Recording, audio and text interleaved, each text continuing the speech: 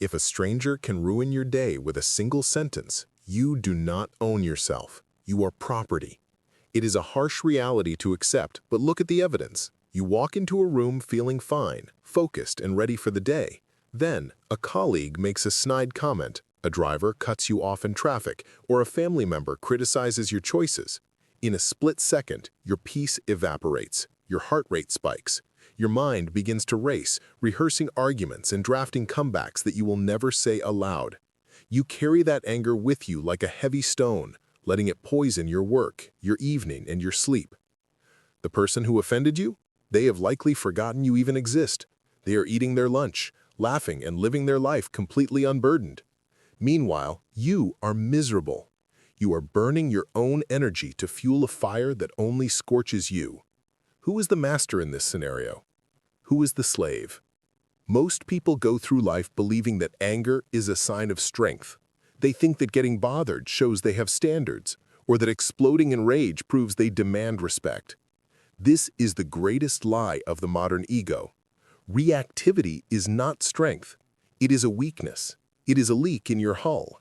It is a giant flashing sign to the world that you have buttons, and anyone who wants to control you just has to press one. If you are easily bothered, you are easily manipulated. You are a puppet, and the world holds your strings. This audiobook is the pair of scissors that will cut those strings. We are not here to talk about managing your anger or breathing into a paper bag while you count to 10. We are not interested in suppression. Suppression is dangerous. It is merely delaying the explosion. We are interested in transcendence. We are going to build a mental framework so robust, so cold, and so logical that the insults and incompetence of others will pass right through you like smoke. Over the course of the next 10 chapters, we will dismantle the machinery of your offense. We will dissect why you care so much about the opinions of people you don't respect. We will expose the fragile ego that screams for validation, and we will replace it with a fortress of self-assurance. You will learn the art of strategic indifference, the ability to look at chaos and feel absolutely nothing. This transformation requires work. It requires you to admit that your current strategy of getting angry has failed you. It requires you to take full responsibility for your internal state, regardless of external circumstances. But the reward is the ultimate freedom. Imagine a life where no one has the power to shift your mood. Imagine walking through a storm of criticism and remaining perfectly dry. That is the destination. Before we begin this ascent, a quick request. If you are ready to reclaim your power and stop letting others control your mind, please take a moment to like this video and subscribe to the premier audiobooks. It supports this channel and helps us bring these lessons to more people who need them. If you are watching till now, consider a like and subscribe. It makes a difference. Now take a breath. Clear your mind of the petty grievances of yesterday. You are about to step out of the cycle of reaction and into the realm of control. You are done being a puppet. It is time to become the master. Let's begin. Chapter 1. The Prison of Reaction. Who holds the remote control to your mind? It is a simple question, but the answer often reveals a humiliating truth. If a stranger in traffic can beep their horn and instantly ruin your morning, they hold the remote. If a rude comment from a coworker can replay in your head for 3 hours, keeping you from focusing on your work, they hold the remote. If the news, the weather, or the tone of a family member's voice can dictate whether you have a good day or a bad day, you are not the master of your own house. You are merely living in it, while everyone else changes the channel. We like to think of ourselves as free agents. We pride ourselves on our independence, our choices, and our autonomy. But true freedom is not just about where you live or what you do for a living. True freedom is emotional autonomy. It is the ability to determine your own internal state regardless of the chaos happening outside of your skin. If your internal weather depends entirely on the external climate, you are not free. You are a prisoner of circumstance. You are an inmate in the prison of reaction. Most people live their entire lives in this prison without ever realizing the door is unlocked. They believe that their anger is a natural, unavoidable consequence of the world around them. They say things like, "He made me mad," or "She annoyed me." Look closely at the language. He made me. She caused this. These are the words of a victim. They imply that the other person has the power of creation over your emotions, and you are just the helpless recipient. Let's be brutally honest about what anger actually is. We're often taught that anger is a sign of power. We see the movie archetype of the shouting boss or the aggressive warrior, and we associate volume with strength. But in the real world, reactivity is the distinct mark of the powerless. Think of the most powerful, dangerous person you can imagine. Perhaps a high-stakes negotiator, a seasoned military commander, or a surgeon in the middle of a crisis. Do they run around screaming? Do they throw tantrums when things go wrong? Do they let a rude remark derail their mission? No. They are ice cold. They are deadly calm. They possess a stillness that is terrifying to their enemies and reassuring to their allies. Now contrast that with the person who explodes at the barista for getting an order wrong. Contrast it with the driver screaming through the windshield. Who has the power? The screamer has lost control. They have surrendered their dignity and their composure to a cup of coffee or a traffic light. They look foolish. They look weak. And deep down, they feel weak, which is why they are screaming, to compensate for a lack of genuine authority. To never get angry or bothered requires you to first understand the mechanism of your own slavery. Emotional slavery occurs when your immediate reaction to a stimulus is automatic, bypassing your conscious mind entirely. It is a biological hijack. Someone insults you and your brain instantly floods with cortisol and adrenaline. Your heart rate jumps. Your vision narrows. You are prepared to fight a tiger, but there is no tiger, just a rude person with a bad opinion. This biological response was useful 50,000 years ago when a rustle in the bushes meant a predator. Today, it is a liability.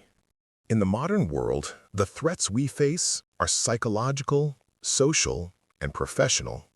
Reacting to a psychological threat with a biological fight response is like trying to fix a computer virus with a hammer. It is the wrong tool.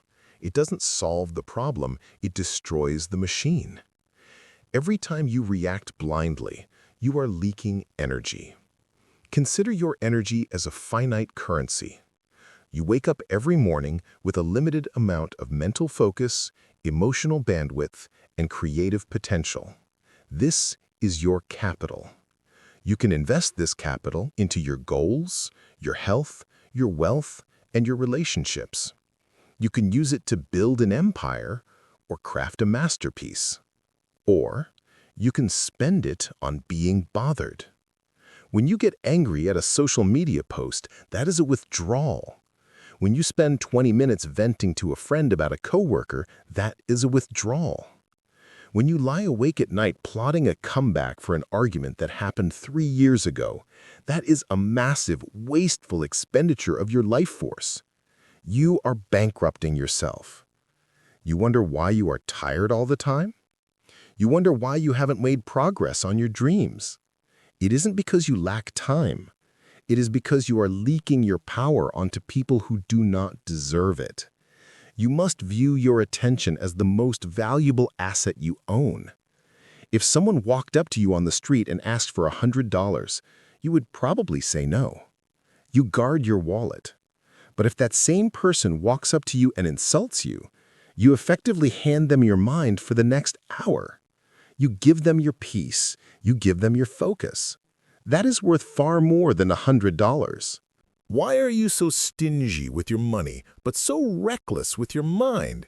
The prison of reaction is built on the illusion that you need to defend your ego. We get bothered because we feel threatened. If someone calls you incompetent, you get angry because a part of you fears they might be right, or you fear that others will believe them. You feel the need to set the record straight. You feel the urge to counterattack. But let's look at this logically. If you know you are competent and someone calls you incompetent, their statement is simply a factual error. It is no different than if they called you a giraffe. If someone looked you in the eye and screamed, "You are a purple giraffe," would you be offended? Would you feel the need to argue?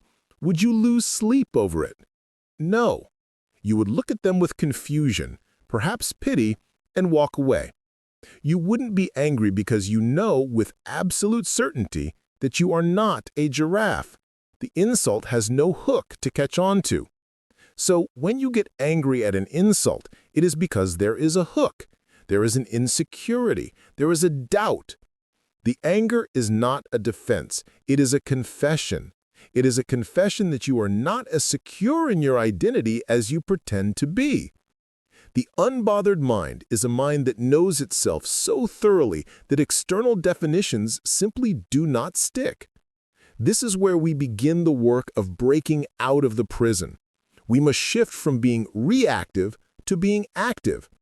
A reactive person is a leaf in the wind. The wind blows north, the leaf goes north. The wind blows south, the leaf goes south. The leaf has no say in the matter. An active person is a sailboat. The wind blows, but the sailor sets the sail. He uses the wind, even a headwind, to go exactly where he intends. To become the sailor, you must introduce a gap in the process. The process currently looks like this: stimulus, reaction. Someone yells, you yell back. It happens in a millisecond.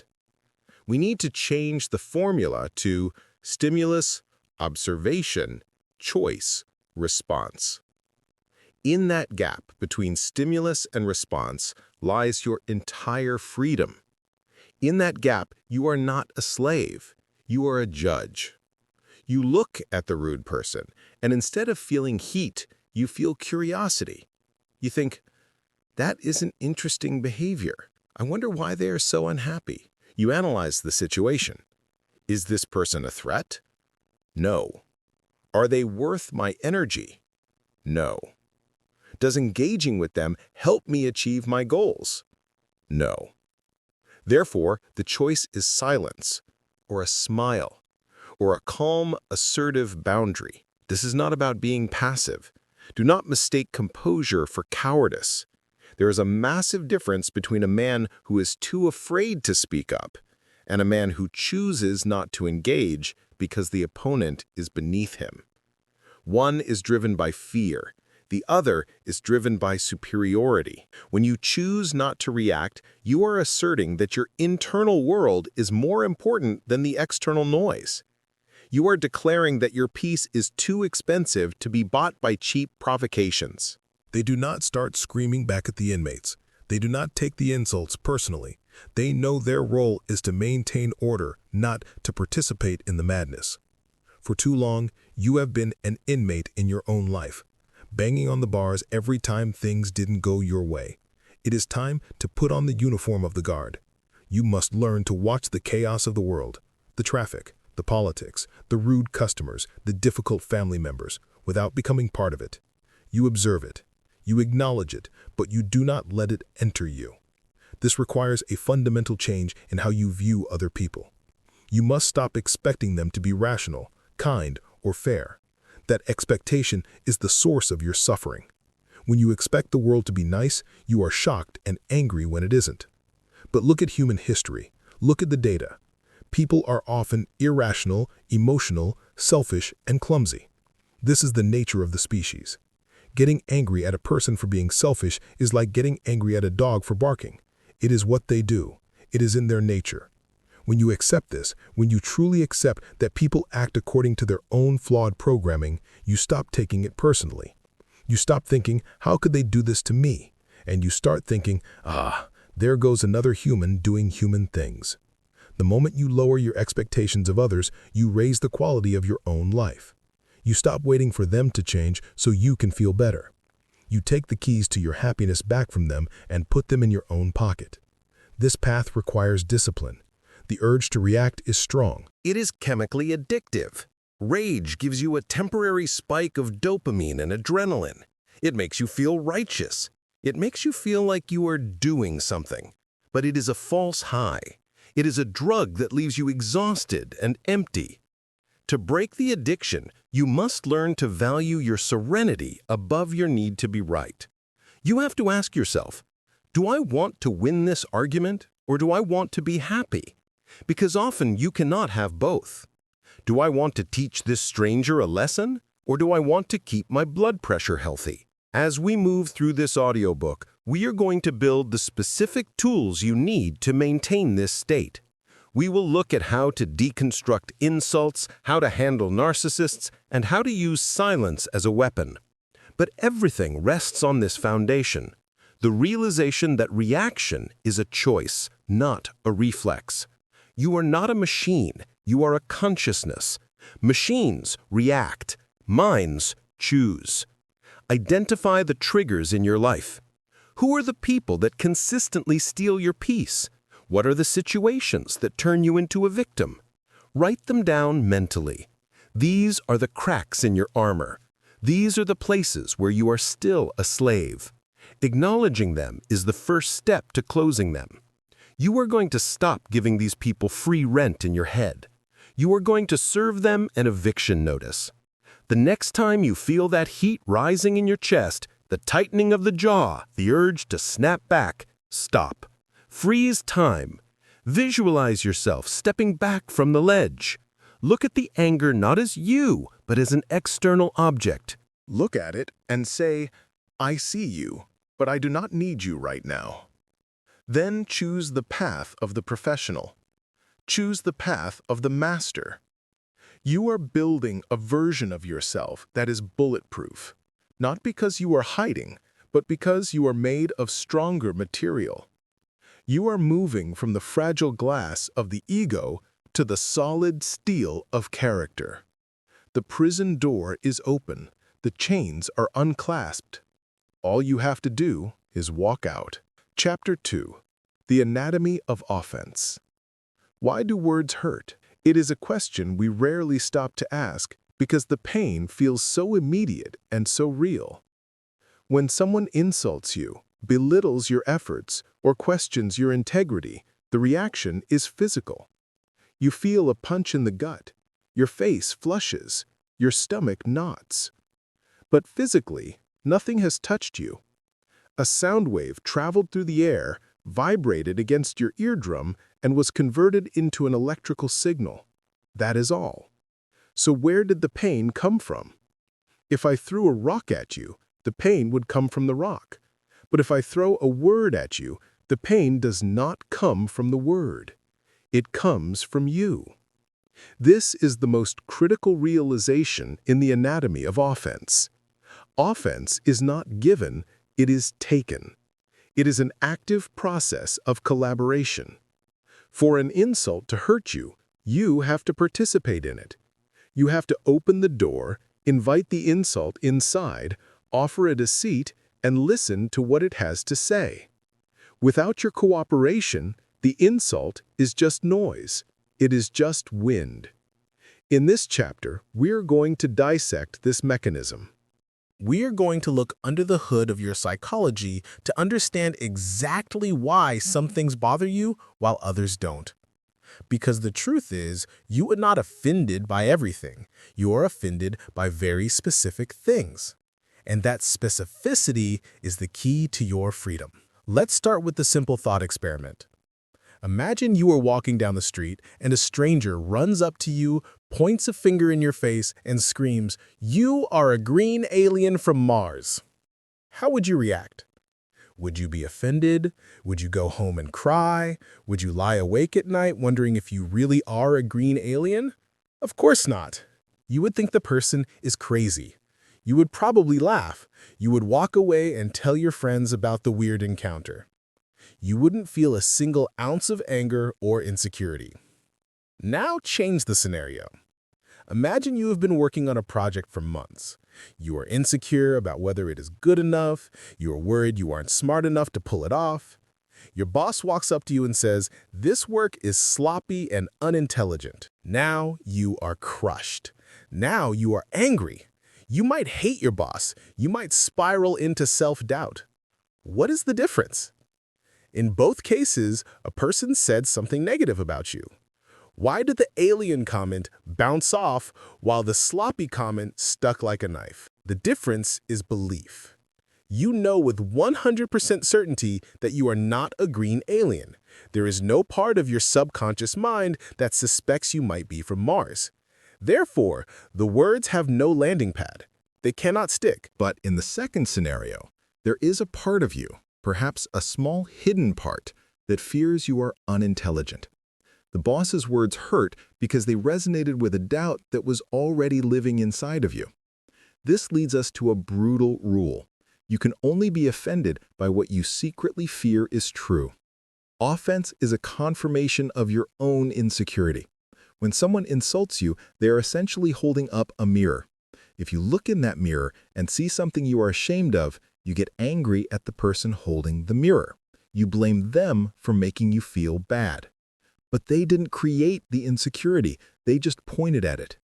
If you were completely, totally arrogant about your intelligence, if you believed you were the smartest person on earth with the conviction of a religious zealot, the boss's comment wouldn't hurt. You would think, poor guy, he doesn't understand genius. The fact that it hurts is proof that you are not sure of yourself. This is the Velcro theory of emotions. A healthy, confident mind is like Teflon. Insults slide right off because there is nothing for them to grip. An insecure mind is like Velcro. It is covered in thousands of tiny hooks, hooks of self-doubt, hooks of shame, hooks of fear. When an insult is thrown, it catches on one of those hooks. The anger you feel is not directed at the other person, though it feels like it is. The anger is a defense mechanism designed to cover up the shame of being found out. You attack the other person to distract from the fact that they touched a sore spot. This changes the game entirely. It means that every time you get angry or bothered, it is not a statement about the other person's rudeness. It is a diagnostic of your own wounds. Instead of looking outward and screaming, "How dare you say that?" you need to look inward and ask, "Why did that hurt?" If someone calls you fat and it ruins your day, it is because you are unhappy with your body. If someone calls you fake and it enrages you, it is because you are struggling with your authenticity. If someone ignores you and it makes you furious, it is because you have a deep-seated need for validation. The receiver is you. You cannot stop the world from broadcasting negativity. There will always be critics, trolls, haters, and rude people. They're broadcasting on all frequencies, all day long. You cannot shut down their transmitters, but you can dismantle your receiver. When you heal the insecurity, you remove the hook. The Velcro becomes Teflon. Let's go deeper into the anatomy of the trigger. A trigger is a reflex. It bypasses logic. But triggers are built over time. They are often constructed in childhood or through past traumas. Maybe you had a parent who never listened to you, so now, as an adult, if someone interrupts you, you explode. You aren't just reacting to the interruption, you are reacting to 20 years of feeling unheard. The person who interrupted you has no idea about that history. They're just a clumsy conversationalist. But you are nuking them with 20 years of suppressed rage. Is that fair? Is that rational? No. It is the anatomy of an unhealed wound. To become unbothered, you must become a student of your own triggers. You must stop being the victim of them and start being the scientist of them. Next time someone bothers you, pause. Do not lash out. Do not vent. Just observe the physical sensation. Where do you feel it? Is it a tightness in the chest? A heat in the face? Then ask the question, what is this protecting? Your ego is like a bodyguard. It jumps in front of bullets to save your self-image. If you feel the bodyguard jumping, ask yourself what he is trying to save. Is he trying to save your image of being a perfect employee? Is he trying to save your image of being a tough guy? The more rigid your self-image, the easier you are to offend. If you need to be seen as smart, then anyone who calls you dumb is a threat. If you need to be seen as kind, then anyone who suggests you are selfish is a threat. But if your self-image is fluid and resilient, if you accept that you are a human being who is sometimes smart and sometimes dumb, sometimes kind and sometimes selfish, then you have no rigid image to defend. You become anti-fragile. Let's look at the source of the offense. This is another crucial part of the anatomy. Why do we value the opinions of people we do not respect? This is one of the great paradoxes of human behavior. You might have a colleague who you think is lazy, incompetent, and foolish. You have zero respect for how they live their life. Yet, if that person criticizes you, you get upset. Why? Why does the opinion of a fool matter to you? If you went to a currency exchange and someone tried to hand you monopoly money in exchange for real gold, you would laugh. You wouldn't get angry, you would just refuse the trade. You know the monopoly money has no value. The opinions of toxic, negative, or ignorant people are monopoly money. They have no value in the marketplace of reality. Yet you keep accepting them. You keep trading your peace, gold, for their insults, paper. You must learn to audit the source. Before you allow a comment to land, look at who sent it. Are they happy? Are they successful? Do they have the kind of life you want? Are they a master of their craft? If the answer is no, then their criticism is irrelevant. It is noise. It is the sound of their own failure leaking out. Successful, happy, well-adjusted people rarely go around tearing others down. They are too busy focusing on their own growth. They don't have the time or the energy to be hateful. Criticism usually comes from the cheap seats. It comes from the spectators, not the players. When you realize that hate is a symptom of the hater's misery, the anatomy of offense changes again. You shift from anger to pity. When someone is rude to you, they are revealing the state of their own soul. They are showing you that they are in pain, or they are insecure, or they are lacking in self-control. They are carrying a heavy load of garbage, and they are looking for somewhere to dump it. If you get offended, you are making yourself a dumpster. Don't be a dumpster. The anatomy of offense also reveals a dependency on external validation. We get bothered because we are outsourcing our self-esteem. We want the world to tell us we are good, smart, and valuable. When the world refuses to do that, we panic. The only way to close this vulnerability is to bring your validation in-house. You must become the sole supplier of your own self-worth. If you know you did a good job, it doesn't matter if the client hates it. You can objectively look at the client's feedback and say, we have a difference of preference, without feeling like a failure. If you know you are a good person, it doesn't matter if someone accuses you of being mean. You know the truth. The truth is a fortress. Offense can only breach the walls if the foundation is weak. This requires a level of brutal honesty with yourself. You have to admit your flaws. You have to own your imperfections. As the character Tyrion Lannister said, never forget what you are. The rest of the world will not. Wear it like armor, and it can never be used to hurt you. If you are short and you own it, no one can hurt you by calling you short. If you are inexperienced and you admit it, no one can hurt you by calling you a novice.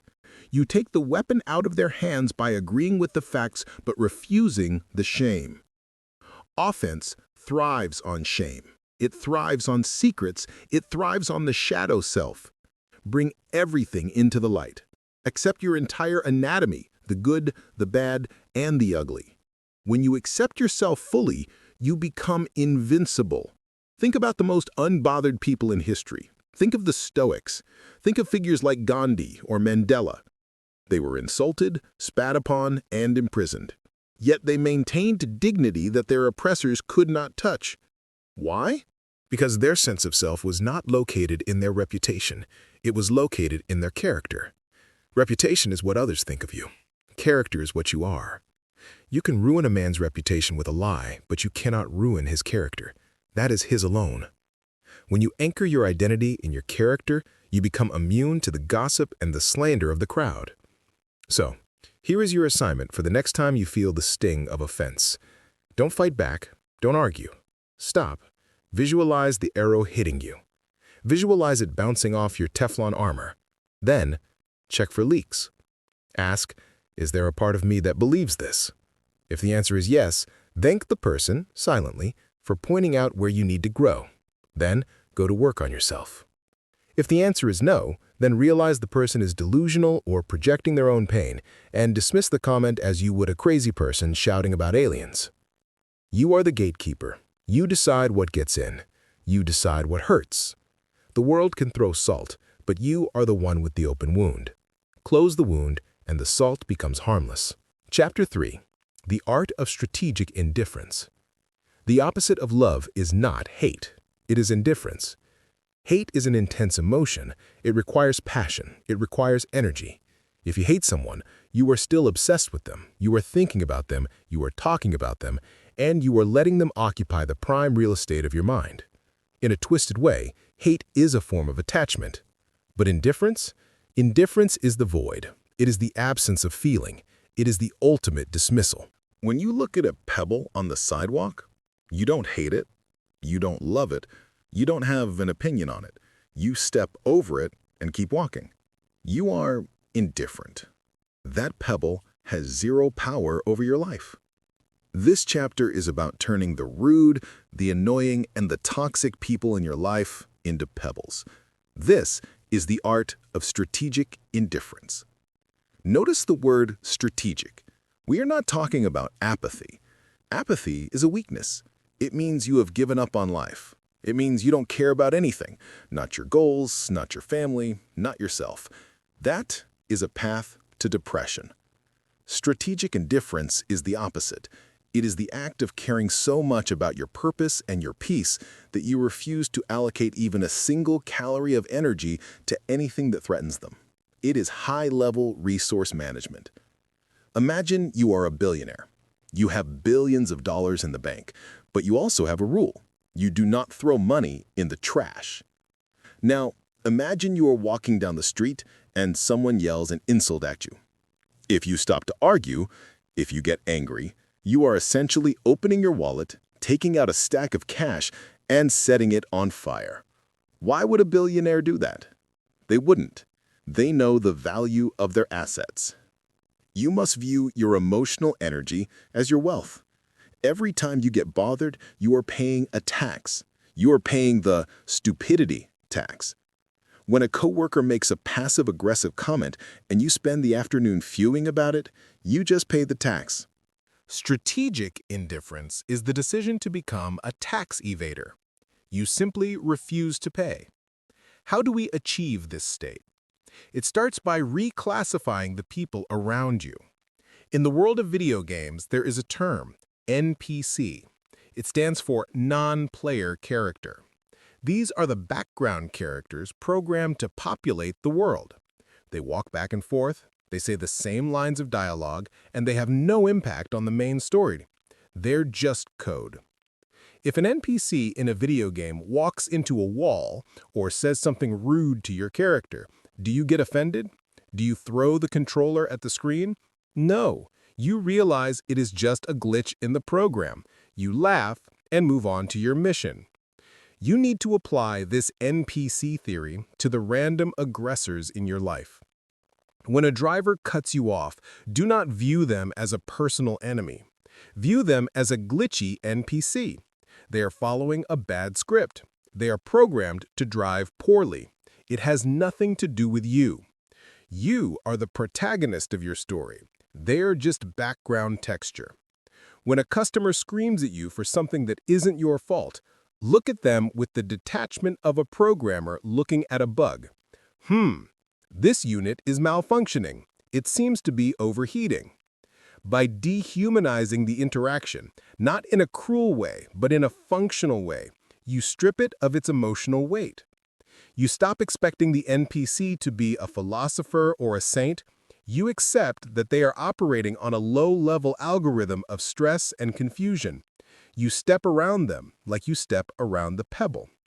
This mindset allows you to employ the most powerful phrase in the English language, okay. You are selfish. Okay. This idea is stupid. Okay. I can't believe you did that. Okay. Okay is the shield of indifference. It acknowledges that the other person spoke, but it refuses to engage with the content of their speech. It is a verbal shrug. It signals to the aggressor that their words hit a wall and fell to the floor. Aggressors want resistance. They want a fight. They are throwing a ball at you, expecting you to catch it and throw it back. When you say okay and keep walking, you let the ball drop. They are left standing there, looking foolish, holding their own anger. Strategic indifference also requires you to master the zoom out. Most anger comes from being zoomed in too close. You are looking at the problem through a microscope. In the moment, the rude comment feels like the most important thing in the world. It fills your entire field of vision. You need to zoom out, way out. Zoom out to the span of a week. Will this matter next Tuesday? Probably not. Zoom out to the span of a year. Will you even remember this person's name? No. Zoom out to the span of your life. On your deathbed, will you regret not arguing with that stranger? When you zoom out to a cosmic scale, the pettiness of human conflict becomes laughable. We are tiny biological creatures living on a spinning rock in an infinite void. We are here for a blink of an eye. In the grand scheme of things, does it really matter that someone took your parking spot? Does it matter that someone thinks your shirt is ugly? The moment you gain perspective, the anger dissolves. You realize you are getting worked up over dust. You have a limited number of them to give in a lifetime. You should hoard them like gold. You should only give things that truly move the needle. Your health, your family, your mission, your legacy. Everything else? Indifference. This is difficult because we are socially conditioned to be nice and to care. We are taught that if someone is upset, we should be upset too. We are taught to match the emotional energy of the room. You must unlearn this. You are not a thermometer. You are a thermostat. A thermometer reacts to the temperature of the room. A thermostat sets the temperature. If the room is chaotic and angry, you do not have to match it. You can set your internal dial to cool indifference. Let them burn themselves out. You stay at 70 degrees. Let's talk about the specific technique of the gray rock. This is often used in dealing with narcissists, but it applies to anyone trying to bother you. A gray rock is boring. It is uninteresting. It offers no stimulation. When someone tries to provoke you, become a gray rock. Give them nothing. No facial expression, monotone voice, short answers. If they say, "You always mess everything up," you say, "I see you feel that way." "Are you listening to me?" "Yes, I hear you." "Well, say something." "I have nothing to add." You become unfun to bully. Bullies and drama seekers are addicted to the drama. They need the emotional payoff. If you don't give it to them, they will eventually get bored and move on to a softer target. Your indifference starves them. But be warned, when you first start practicing this, people will hate it. They will try harder to get a rise out of you. This is called an extinction burst. It is like a toddler screaming louder because the parent is ignoring the tantrum. Hold the line. Do not crack. If you crack, you teach them that they just need to scream louder to get your attention. If you hold the line, they will eventually learn that you are a closed shop. Strategic indifference also applies to praise. This is a subtle trap.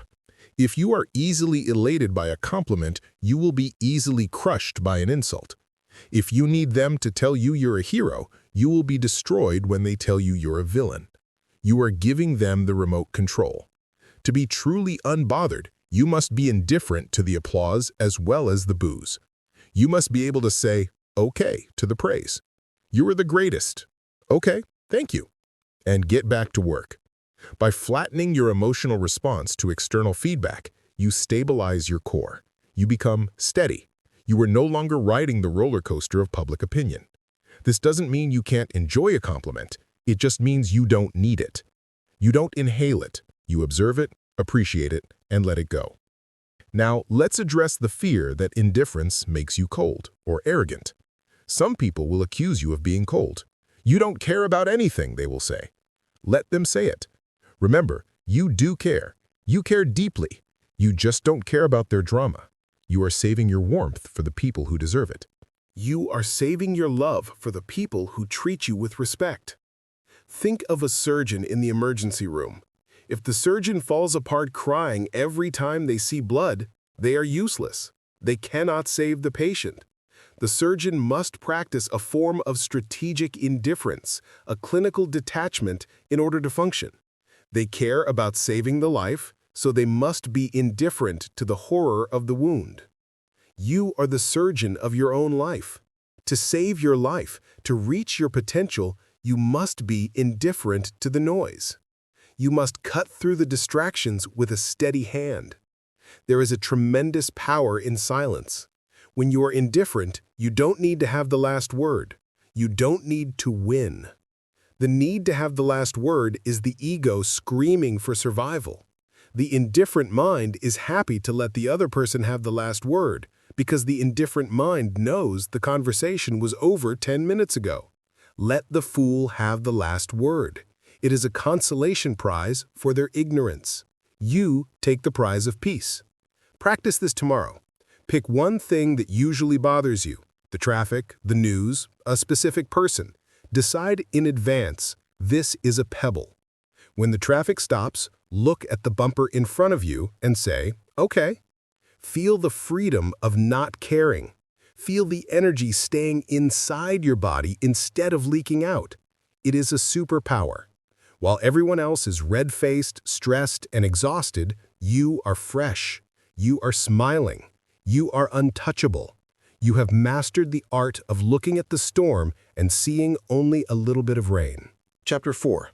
The ego is the enemy. There's a traitor living in your house.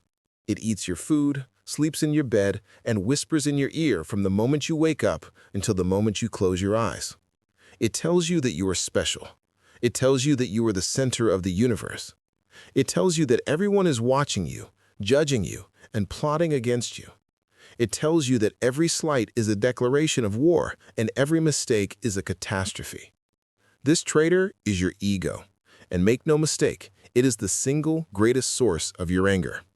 When we talk about ego, we are not talking about confidence. Confidence is a realistic assessment of your own abilities. Confidence says, I am good at this. Ego is different. Ego is an exaggerated sense of self-importance. Ego says, I am better than them, or I deserve to be treated like a king. Confidence is armor. Ego is a costume, and costumes are easily torn. If you analyze every time you have ever been angry in your life, you will find the fingerprints of your ego all over the crime scene. Why did you get mad when the waiter was rude? Because your ego said, do you know who I am?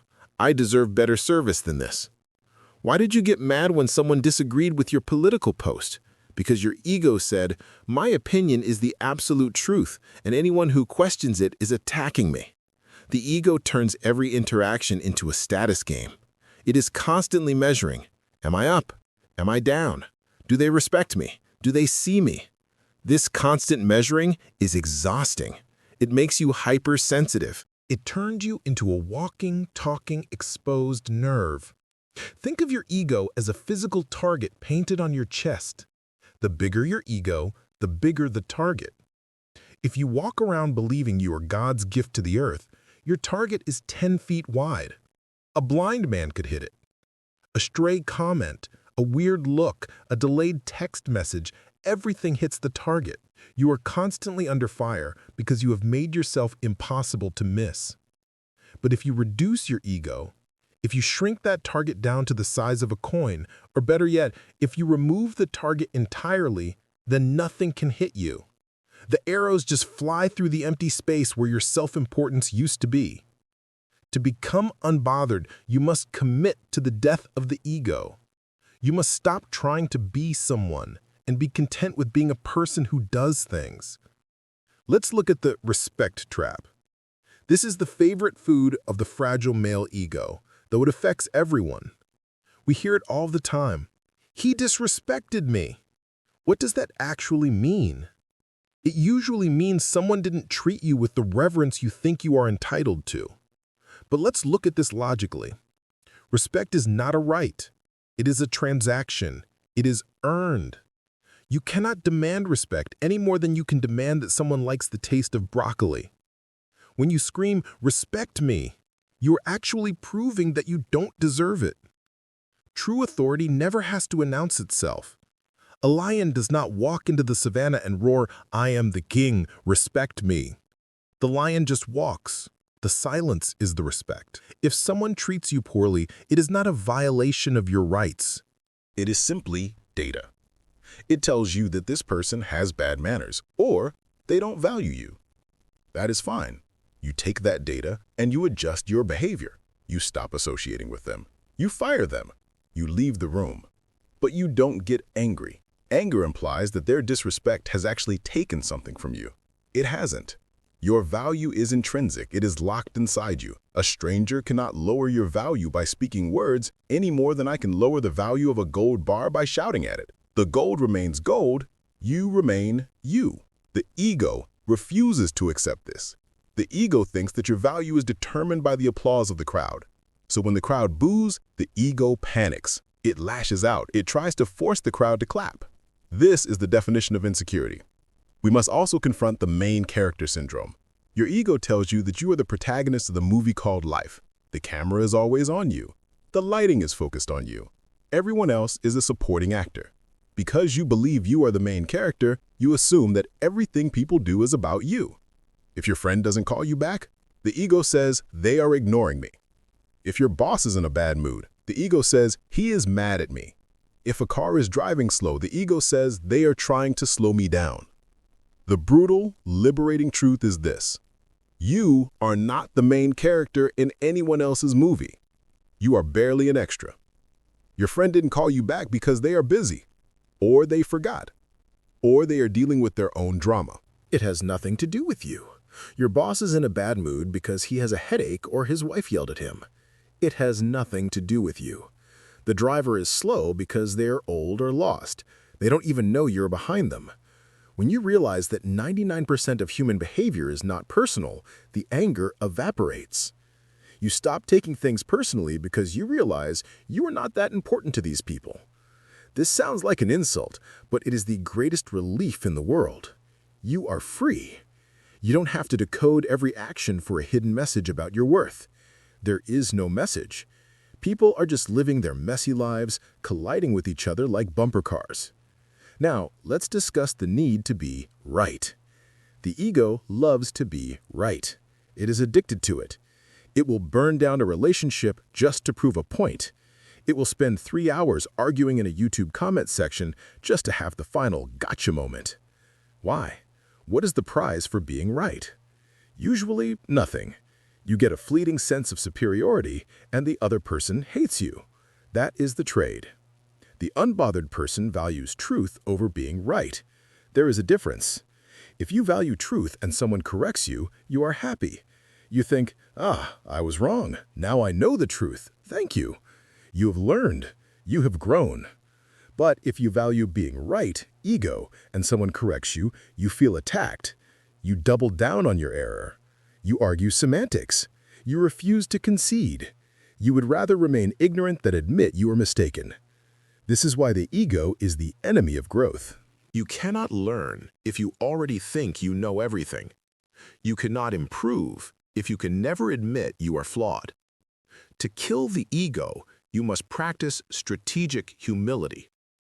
This does not mean you walk around with your head down, acting meek. It means you stop defending a false image. Try this exercise. The next time someone criticizes you, agree with them. If they say, "You're being really stubborn," don't fight it. Don't say, "No, I'm not." Say, "You're probably right. I can be stubborn sometimes." Watch what happens. The fight ends instantly. You have disarmed them. By agreeing with the flaw, you have taken away their ammunition. You have also signaled that you are secure enough to admit a fault. That is true power. The ego wants to hide the cracks. The confident spirit points to the cracks and says, "Yeah, I'm working on that." There is a famous Zen story about an empty boat. If you are crossing a river and an empty boat crashes into your canoe, you don't get angry. You might push it away, but you don't scream at it. You don't curse its mother. It's just an empty boat. But if there is a person in the boat, you scream, "Watch where you were going, you idiot!" Why the difference? The collision is the same. The damage to your canoe is the same. The difference is that you believe the person intended to hit you. You believe they disrespected you. The secret to life is to realize that everyone is an empty boat. People are driven by forces they don't control. Their genetics, their upbringing, their trauma, their hormones, their current stress levels. They are not carefully plotting to ruin your Tuesday. They are just crashing down the river of life, out of control. When you see them as empty boats, vessels driven by the currents of their own chaos, you stop taking the collision personally. You just push them away and keep paddling. The ego also traps us in the fairness fallacy. The ego believes that because you are good, the world should be fair to you. It screams, "This isn't fair," whenever things go wrong. The world is not fair. The world is a complex ecosystem of predator and prey, chaos and order. Bad things happen to good people. Good things happen to bad people. Expecting the world to be fair is a recipe for perpetual anger. The ego feels cheated. I followed the rules. Why didn't I get the reward? The unbothered person accepts reality as it is, not as it should be. They don't waste energy shaking their fist at the sky. They look at the unfair situation and say, "Okay, this is the new terrain. How do I navigate it?" We must also talk about the specific form of ego called the savior complex. This is the ego that gets angry because other people won't take your advice. You see a friend making a mistake. You tell them what to do. They ignore you. You get mad. Why? Because your ego is tied to your influence. You feel that if you speak, they must obey. If they don't, it is an insult to your intelligence. Let people make their own mistakes. You are not the savior. You are not the Messiah. People have the right to be wrong. They have the right to ruin their own lives. It is arrogant to think you know what is best for everyone. Offer your advice once, clearly and kindly. Then detach from the result. If they take it, good. If they don't, good. The death of the ego is the birth of true freedom. Imagine a version of yourself that has nothing to prove. You don't need to prove you are smart. You don't need to prove you are tough.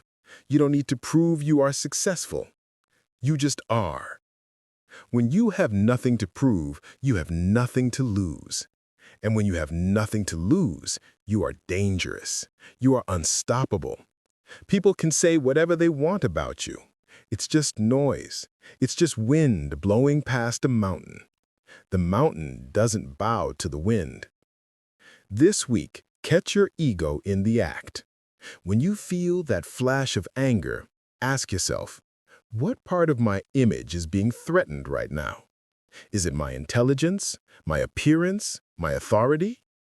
Identify the threatened part, then let it die. Say to yourself, I don't need to be recognized as the smartest person in this room. I just need to solve this problem. Step out of the spotlight. Stop performing for an audience that isn't watching. When you become nobody, when you let go of the heavy, suffocating mask of your self-importance, you finally become free to be anybody you want. You become the ghost. You can walk through walls. You can observe everything, and nothing can touch you. Chapter 5. The Mirror Effect. When you look into a mirror, what do you see? You see your own reflection. You see your own face, your own flaws, your own expression. The mirror itself is neutral. It has no opinion. It simply reflects what is placed in front of it. Now, imagine a man standing in front of a mirror, screaming. He is yelling, "You are ugly, you are pathetic, you are miserable." Is he talking to the mirror, or is he talking to himself? Technically, he is addressing the glass, but in reality, he is addressing his own reflection. He is projecting his own internal state onto the object in front of him. Here is the psychological law that will change your life. You are the mirror. Every time someone interacts with you, they are rarely seeing you. They are seeing a projection of their own psyche. They are bouncing their own beliefs, fears, and insecurities off of you. When someone is kind to you, it is because they have kindness inside them. When someone is cruel to you, it is because they have cruelty inside them. This is the mirror effect. Once you understand this, you will never take an insult personally again. You will realize that every insult is actually a confession. Think about the mechanics of criticism. When a person tears you down, they are using specific words. They might call you lazy, arrogant, or stupid. Why did they choose those specific words? Why those and not others? They chose them because those are the words that hurt them. Those are the demons living in their head. A person who is deeply insecure about their own intelligence is the first one to call others stupid. A person who is terrified of being irrelevant is the first one to accuse others of being attention seekers. They are telling you their secrets. They are handing you a map of their own trauma. Instead of getting angry, you should be fascinated. You should look at them with the clinical curiosity of a psychologist. You should think, wow, this person is really struggling with feelings of inadequacy. Look how hard they are projecting. Let's apply this to a real-world scenario. Let's say you have a boss who is a micromanager. He hovers over your desk. He criticizes every tiny detail. He doesn't trust you to send a single email without his approval. The average person reacts to this with anger. He thinks I'm incompetent. He doesn't respect me. But apply the mirror effect. What is actually happening? The boss is not reacting to your incompetence. He is reacting to his own anxiety. He is terrified of losing control. He is terrified that if he lets go of the wheel for 1 second, the car will crash and he will be blamed. His micromanagement has nothing to do with your skill level. You could be the most skilled employee in the world and he would still hover. Why? Because the fear is inside him. You are just the screen onto which he projects his movie of disaster and loss of control. When you see this, the anger vanishes. You stop defending yourself because you realize you were never actually under attack. You were just standing next to a man who was fighting a war with himself. This shifts the dynamic from victim versus aggressor to observer versus subject. Happy, fulfilled, confident people do not go around destroying others. This is a fundamental truth. Have you ever met a person who is truly crushing it in life? Someone who is wealthy, fit, loved, and at peace, who spends their day leaving hateful comments on the internet? No, they are too busy enjoying their life. Hate is the exhaust fume of the unhappy. If someone is being rude, nasty, or aggressive, you can assume with 99% accuracy that they are miserable. They might have money, they might have status, but internally they are suffering. They are drinking poison and trying to spit it on you to get the taste out of their mouth. Why would you be mad at them? You should pity them. Pity is a powerful antidote to anger. It is impossible to be furious at someone you feel sorry for. If a man walks up to you on the street, covered in dirt, smelling of alcohol, and screams nonsense at you, do you get offended? No. You think, that poor guy, I hope he gets help. You step aside and keep walking. You don't let his words penetrate your soul because you see his condition clearly. Well, the coworker who gossips about you is in the same condition. They just wear a nicer suit. The relative who constantly judges your life choices is in the same condition. They are emotionally bankrupt. They are spiritually homeless. When you view them through the lens of pity, their power over you dissolves. You become the bigger person, not in a cliché moralistic way, but in a literal, energetic way. You are vibrating at a frequency of stability. They are vibrating at a frequency of chaos. The mirror effect also explains why you trigger people just by existing. Have you ever walked into a room, said nothing, did nothing, and realized that someone instantly disliked you? You racked your brain trying to figure out what you did wrong. You did nothing wrong. You just reflected something they didn't want to see. Maybe you are free, and they are trapped. Seeing your freedom reminds them of their cage, and they hate you for it. Maybe you are disciplined, and they are lazy. Your discipline shines a light on their failure, and they attack the light. Maybe you are happy, and they are miserable. Your joy feels like an insult to their suffering. They are not attacking you. They are attacking the image in the mirror because it reveals their own ugliness. There is a fable about a dog who wanders into a house of mirrors. The dog sees 1,000 other dogs. He growls. 1,000 dogs growl back. He barks aggressively. 1,000 dogs bark back, teeth bared. The dog panics. He fights. He attacks the glass. He collapses from exhaustion, convinced the world is full of hostile enemies. Another dog wanders into the same house. He wags his tail. 1,000 dogs wag their tails back. He leaves thinking the world is a friendly place. The people who are constantly angry at you are the first dog. They are barking at themselves.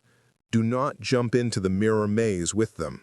Do not try to convince them that you are a good dog. They cannot see you. They can only see their own aggression reflected back. This perspective requires you to develop a clinical detachment. Imagine you're a doctor in a psych ward. A patient screams, "I am the King of England and you are a peasant." Do you argue? Do you say, "Excuse me, I went to medical school. I am a doctor, not a peasant"? No. You write in your notebook, "Patient is experiencing delusions of grandeur." You treat the outburst as a symptom. Treat rude behavior as a symptom. When someone interrupts you, symptom of poor impulse control. When someone lies to you, symptom of fear and cowardice. When someone tries to humiliate you, symptom of low self-esteem. By labeling the behavior as a symptom, you detach your ego from it.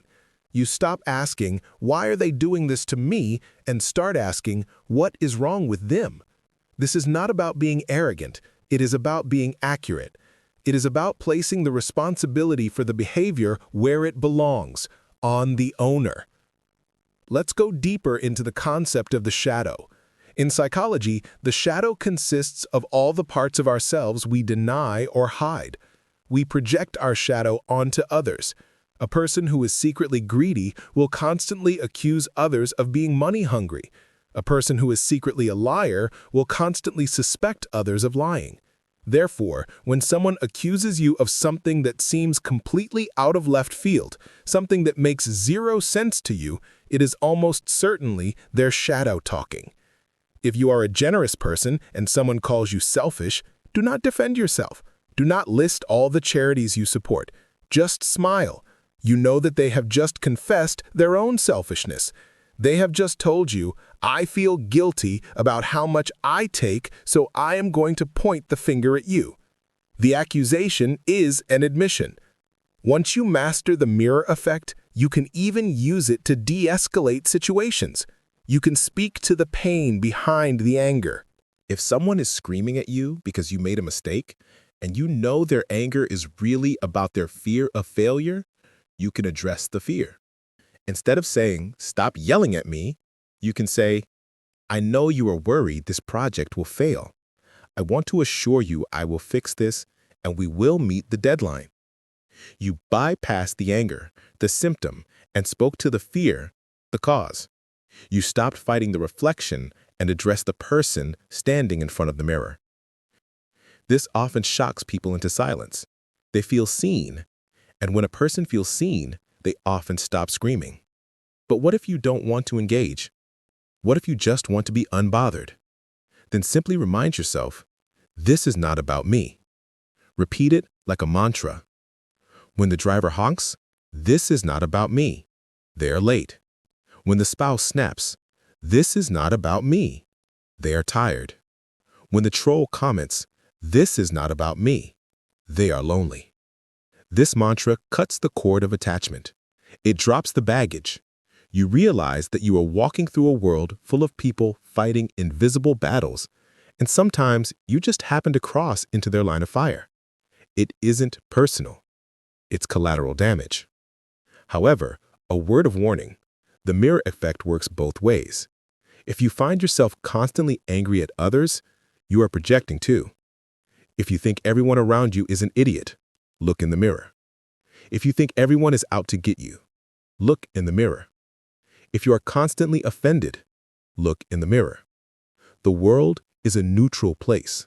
It is a Rorschach test. What you see in the ink blot tells us more about you than it does about the ink. To be truly unbothered, you must clean your own mirror. You must heal your own wounds so that you stop projecting your pain onto the world. And when you are clean, when you are clear, you can see others for who they really are. You will see that the angry man is just a scared boy. You will see that the mean woman is just a lonely girl. You will see the human beneath the behavior. And when you see the human, the flawed, broken, struggling human, it is very hard to be angry. You might feel annoyance, sure. You might feel disappointment, but you will not feel that burning, consuming rage that ruins your day. You will remain clear. You will remain reflective. You will be the calm surface of the water, and they will be the stone that splashes and sinks. The water ripples for a moment, and then it returns to stillness. Be the water. Let them sink. Chapter 6, The Fortress of Silence. Silence is the loudest sound in the world. In a culture that is obsessed with noise, where everyone is constantly tweeting, posting, arguing, and interrupting, silence has become a lost art. We are taught that if we don't respond, we are weak. We are taught that if we don't have a comeback, we have lost the argument. We are conditioned to believe that the person who talks the most is the person who is in control. This is a lie. The person who talks the most is usually the person who is the most insecure.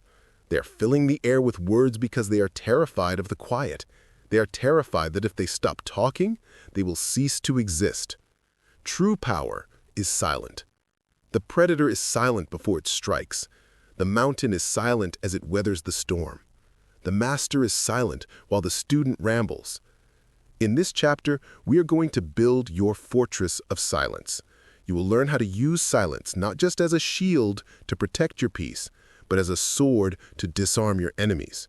You will learn that the most devastating response to disrespect is often no response at all. Let's analyze the mechanics of a verbal attack. When someone insults you or tries to pick a fight, they are looking for a specific chemical reaction. They want friction. They want to drag you into the mud. It is like a game of tennis. They serve the ball, the insult, and they're desperately waiting for you to hit it back. If you hit it back, the game begins. Now you are locked in a rhythm of attack and counterattack. But what happens if they serve the ball and you just watch it fly past you? You don't swing, you don't move, you just stand there, holding your racket at your side, looking at them. The game collapses. They are standing there, panting, ready for the volley, and you have denied them the satisfaction of playing. They look foolish. They feel awkward. The energy they threw at you has nowhere to go, so it boomerangs back and hits them. This is the power of non-engagement. You must understand that you do not owe anyone a response. Just because someone speaks to you does not mean you are contractually obligated to speak back. Your attention is your property. You get to decide who receives it. When you withhold your words, you create a vacuum. Human beings are terrified of social vacuums. When there is silence in a conversation, the average person feels an intense urge to fill it. They will start babbling. They will repeat themselves. They will often backtrack and apologize just to break the tension. Imagine a colleague comes up to you and makes a passive-aggressive comment about your work. Must be nice to leave early while the rest of us are working. The old you would defend yourself. I came in at 7 a.m. I finished my tasks. The new you, the you who lives in the fortress, does nothing. You turn. You make direct eye contact. You hold that gaze for 3 seconds. You keep your face completely neutral. Then, you turn back to your computer and keep working. What just happened in that interaction? You communicated 3 things without saying a single syllable. I heard you. I am not intimidated by you. Your comment was not worth the oxygen required to respond to it. That silence is heavier than any insult you could have thrown. It signals a hierarchy. It says, I am up here, and you are down there. The colleague is left standing there, feeling the weight of your dismissal. They wanted a fight. You gave them a void. This technique requires eye contact. Silence without eye contact can look like submission. If you look down at your shoes and say nothing, you look defeated. But if you look them dead in the eye and say nothing, you look dangerous. You look like you are analyzing a threat and deciding whether to neutralize it. It triggers a primal fear in the other person. They wonder, what is he thinking? Why isn't he reacting? Uncertainty is a powerful weapon. When you argue, you make your thoughts known. You show your cards. When you are silent, your cards are hidden. You become unpredictable. And people are very polite to things that are unpredictable. Let's introduce a critical rule for maintaining your fortress. The Jade Rule.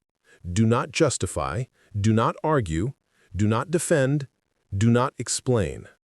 When someone tries to bother you, whether it is a manipulative family member, a toxic partner, or a rude stranger, your instinct is to jade.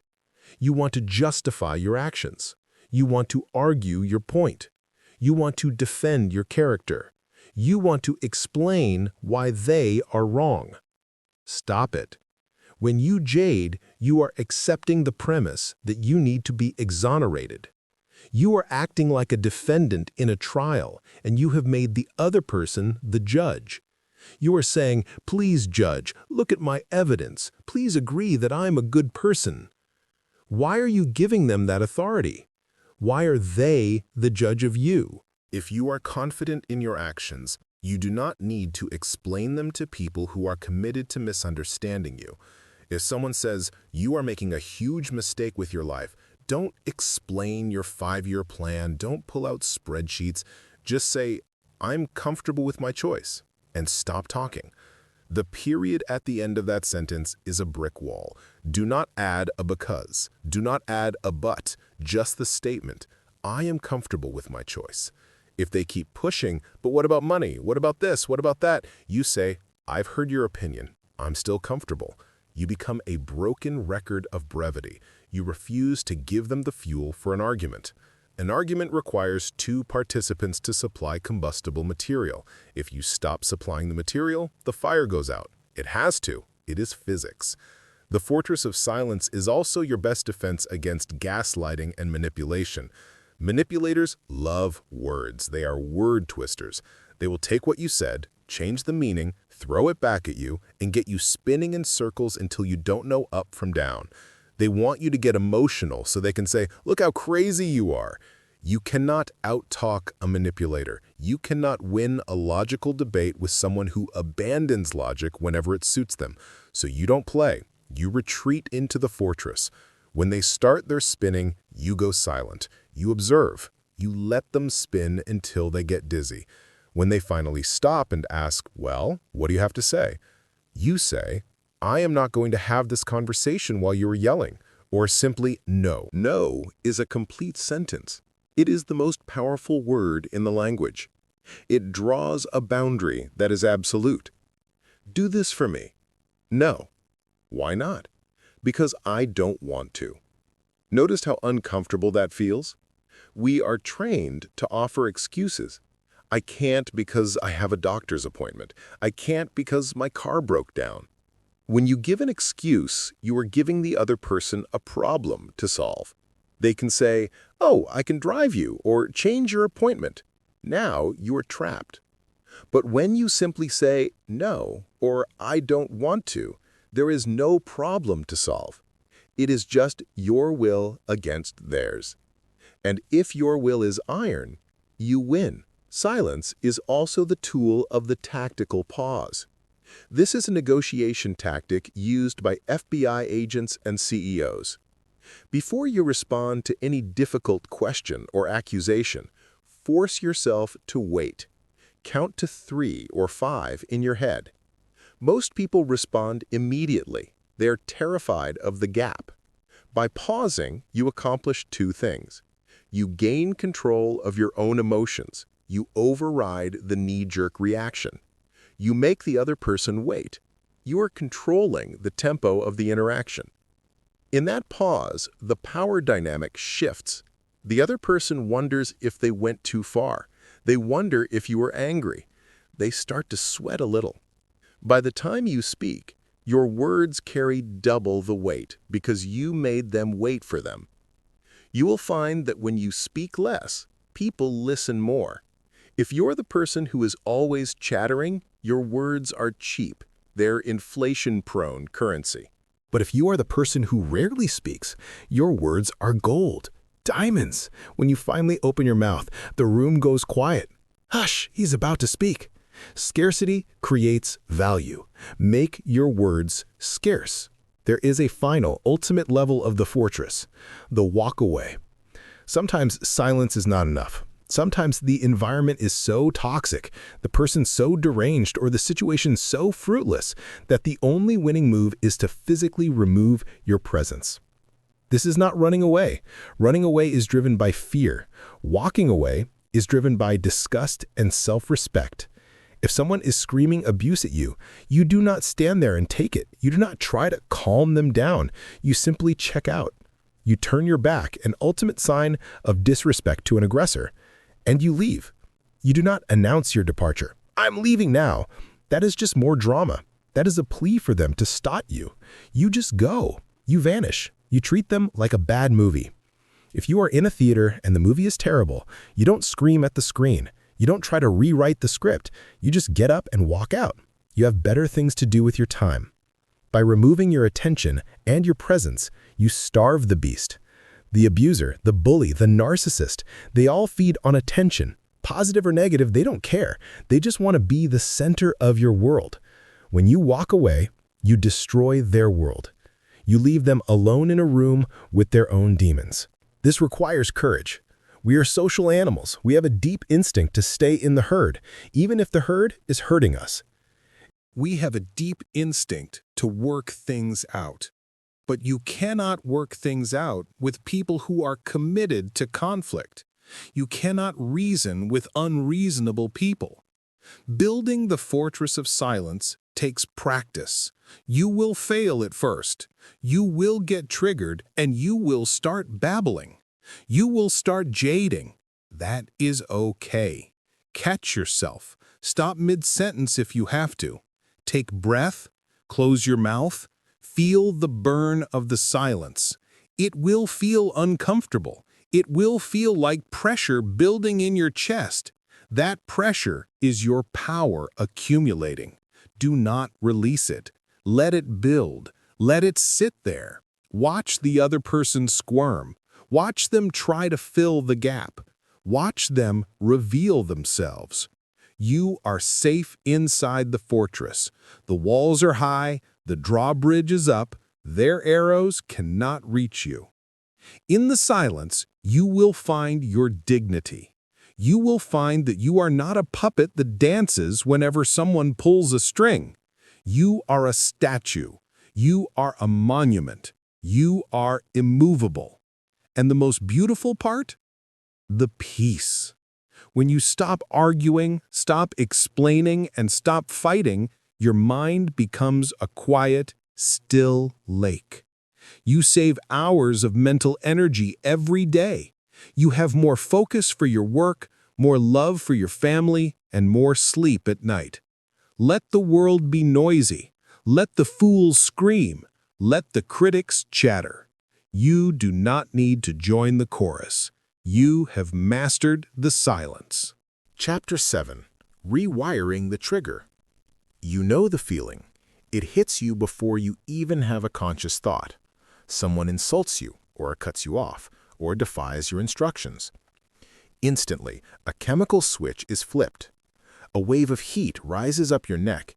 Your jaw tightens. Your hands clench. Your vision actually narrows.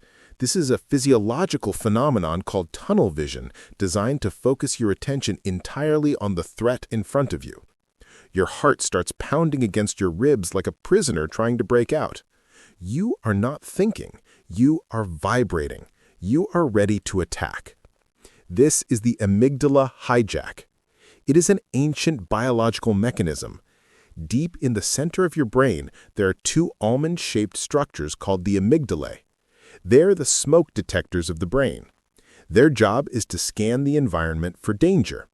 When they detect a threat, a saber-toothed tiger, a falling rock, or a hostile tribesman, they hit the panic button.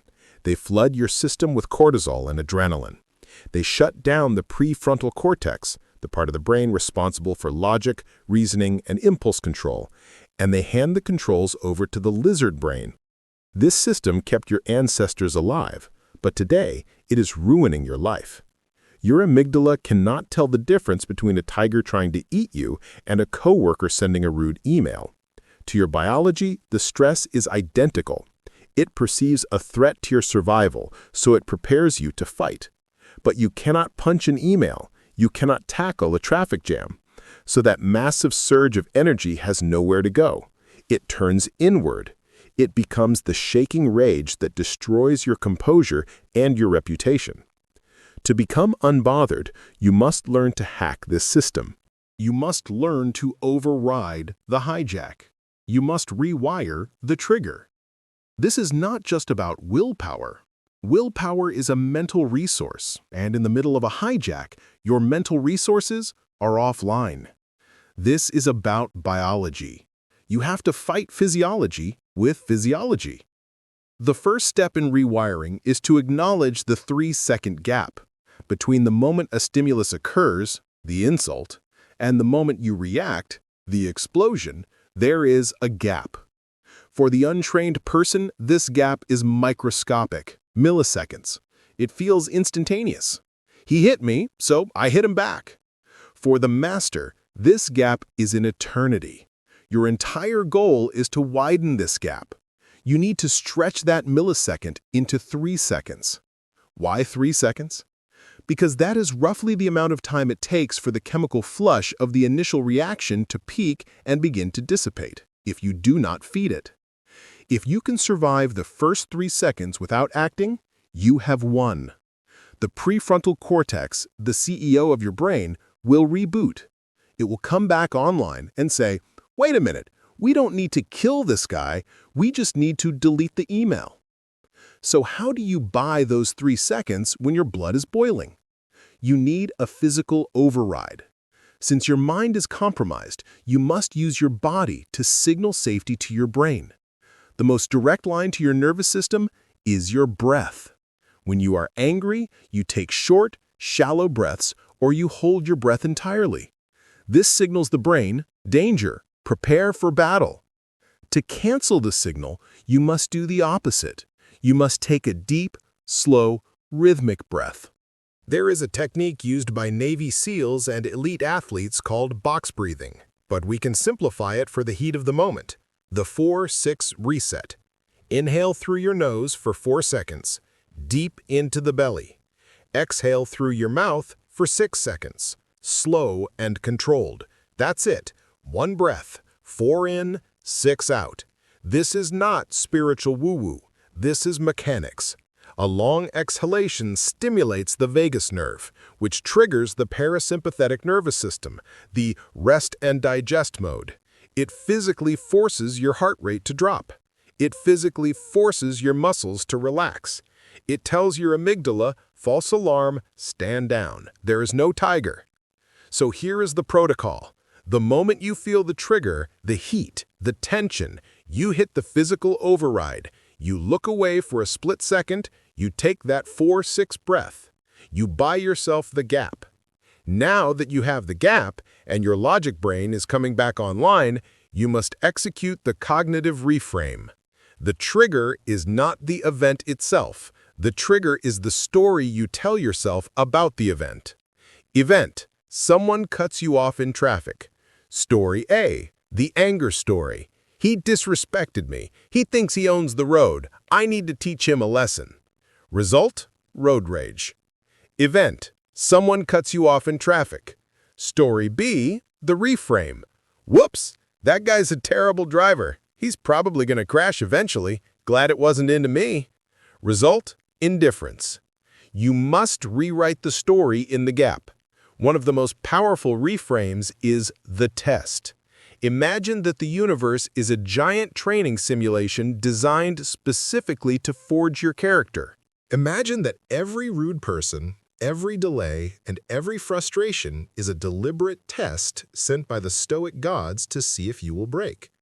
When the barista gets your order wrong, it is not an accident. It is a test. The universe is watching and taking notes.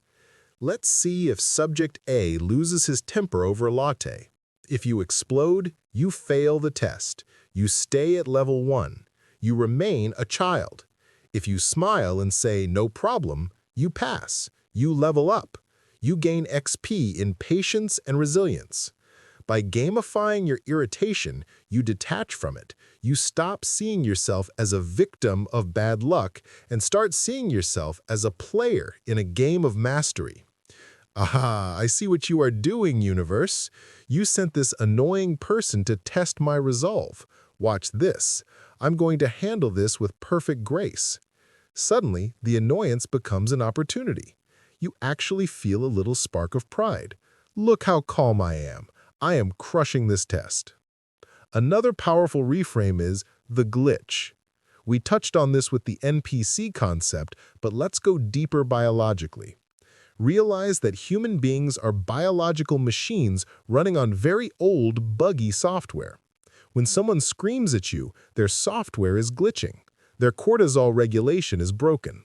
Their insecurities are leaking code. Do not get mad at a glitchy machine. If your toaster burns your toast, you don't take it personally. You don't scream, "The toaster hates me." You just acknowledge that the mechanism failed.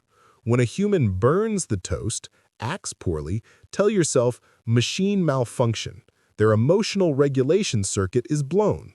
This clinical label kills the anger. You cannot hate a machine for having a broken circuit.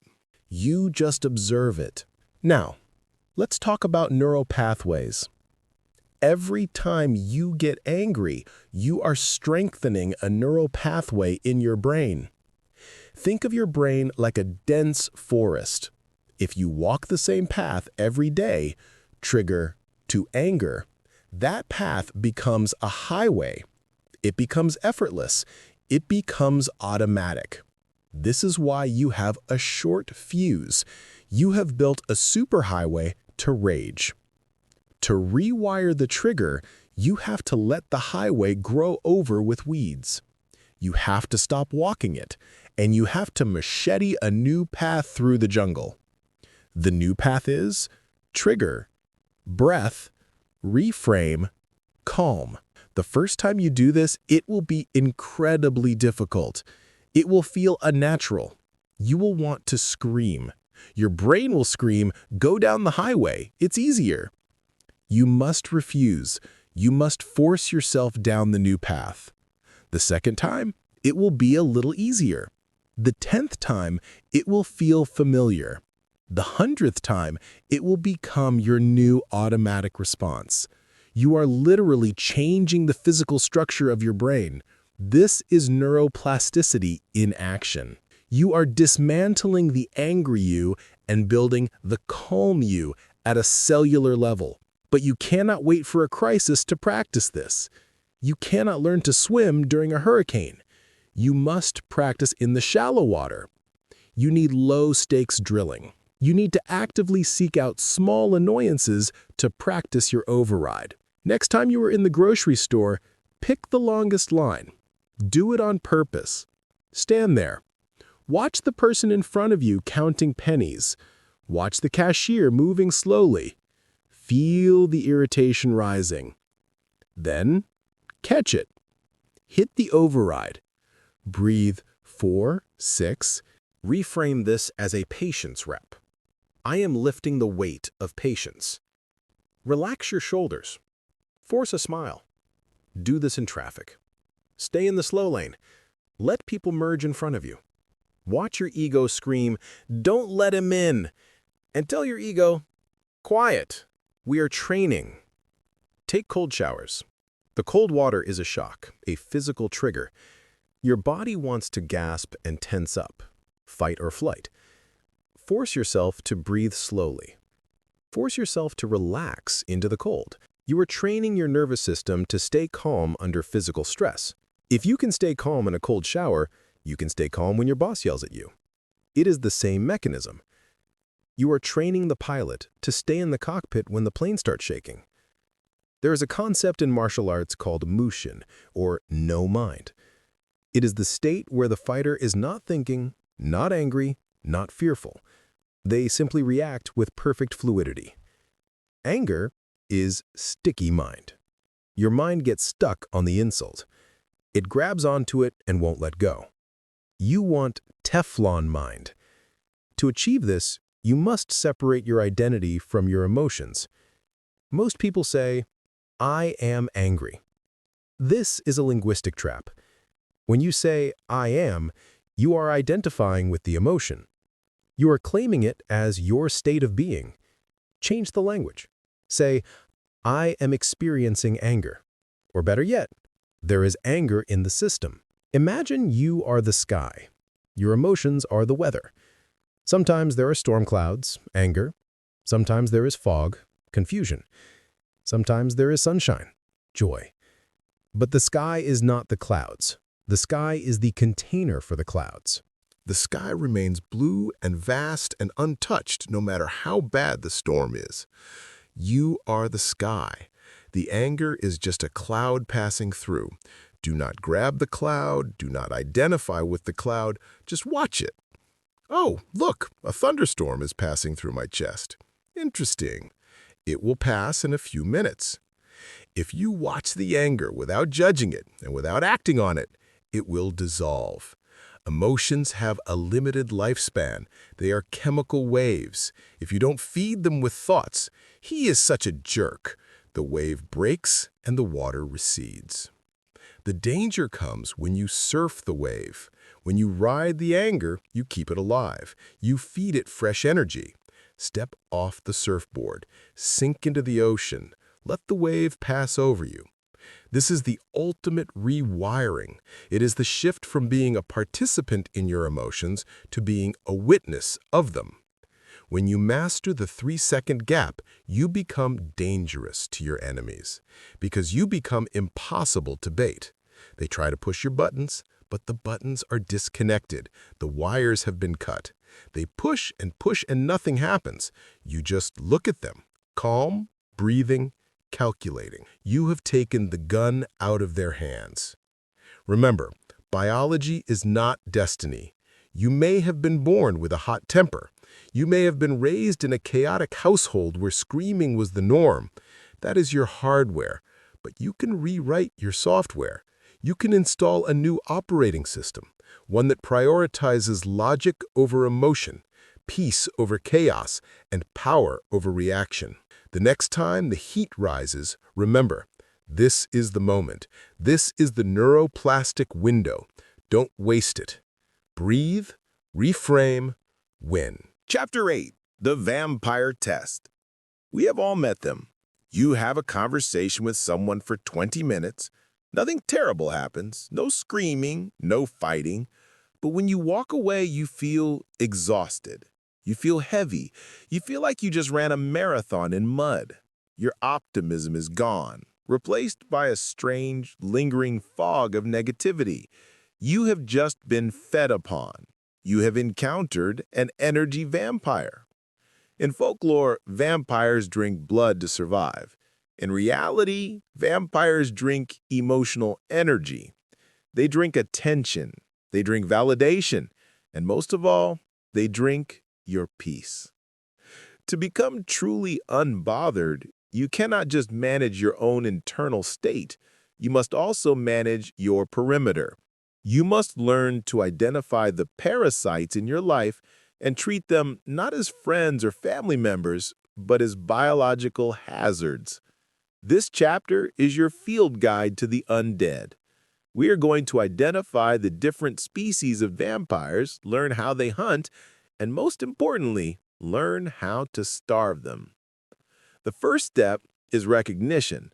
Most people do not realize they are being drained until it is too late. They think, she's just going through a hard time, or he's just a little intense.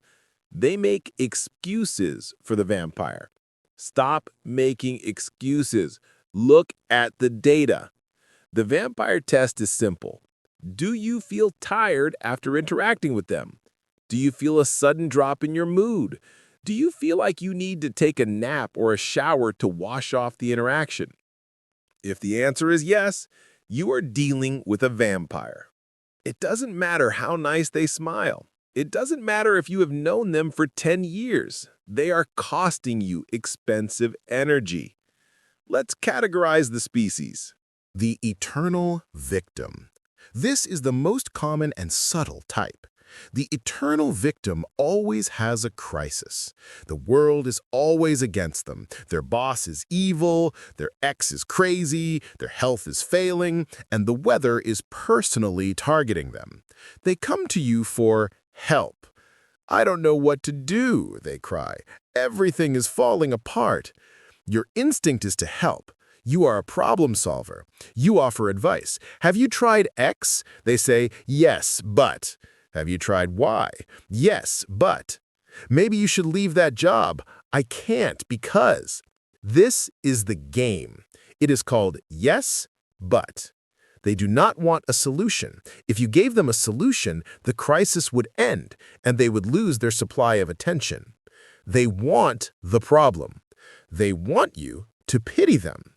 They want you to pour your empathy into a black hole that can never be filled. Type 2. The narcissist. The narcissist does not want pity. They want admiration or submission. The conversation must always circle back to them. If you talk about your success, they interrupt with a bigger success. If you talk about your pain, they interrupt with a greater pain. They are the main character and you are a prop. They will provoke you, insult you slightly, or brag excessively just to see if they can get a reaction. A reaction proves you are watching them. A reaction proves they exist. Type 3. The drama magnet. This person lives in a perpetual state of chaos. They thrive on conflict. They gossip. They whisper, "Did you hear what she said?" They try to recruit you into their wars. They want you to pick a side. If you engage with them, you get dirty. You get sucked into the tornado. So, how do we handle these creatures? You cannot fix them. This is the most important rule. You are not a rehabilitation center. Many empathetic people fall into the trap of thinking, "I can save him," or "If I just listen long enough, she will heal." This is arrogance. You cannot fix a personality structure that has been solidified over decades. You are not a therapist, and even if you were, you couldn't treat your friends. Trying to fill a vampire with love is like trying to fill a colander with water. You will exhaust yourself, and the colander will remain empty. Instead of fixing, you must test and filter. Here is how you apply the vampire test in real time. You deny them the specific food they are hunting for, and you watch how they react. Testing the victim. The victim wants pity and commiseration. They want you to say, "Oh, you poor thing, that is terrible." So, deny the pity. Offer a cold, practical solution instead. They say, "My boss is so mean to me, I hate it there." You say, "You should quit. Here is a link to a job board." Watch what happens. They will reject it. They will get annoyed. They might even get angry at you for not being supportive. "I just wanted to vent," they will say. I know. But venting doesn't solve the problem. By refusing to wallow in the mud with them, you become useless to them. You taste bad. They will stop coming to you with their problems because you offer solutions, not sympathy. You have effectively repelled the vampire by being too pragmatic. Testing the narcissist. The narcissist wants a reaction, either praise or anger. So give them boredom. Recall the gray rock method. They brag? That's nice. They insult? Okay.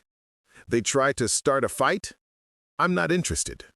If they cannot get a rise out of you, they will experience a narcissistic injury. They will panic. They will likely discard you and move on to an easier target. Good. Let them go. Testing the drama magnet. The drama magnet wants you to join the gossip. Can you believe what John did? You say, I like John. He's always been nice to me. Boom. You just killed the conversation. You refused the bait. You poured water on the fire. The drama magnet will look at you with confusion and disgust. You are boring. You are no fun. They will leave you alone and go find someone else to gossip with. This requires you to be comfortable with being disliked. Vampires hate the people they cannot feed on. If you set a boundary, they will paint you as the villain. He used to be so nice, but now he's cold. She thinks she's better than everyone else. Let them talk. Their opinion is irrelevant. It is the buzzing of a fly. You must visualize your energy as a literal bank account. Every morning, you wake up with $100 of energy. Your work costs $40. Your gym session costs $10. Your family costs $30. You have $20 left for yourself, for your dreams, for your joy. The vampire walks in. They want $20. If you give it to them, you are bankrupt. You have nothing left for your passion project. You have nothing left to read a book. You collapse into bed depleted. Is that person worth your bankruptcy? Is their 20-minute complaint session worth your future? No. You must build an iron gate. An iron gate is a hard boundary. It is not a request. It is a rule. I can only talk for 5 minutes. I am not discussing politics. If you continue to yell, I am hanging up. And here is the key. You must execute the consequence. A boundary without a consequence is just a suggestion.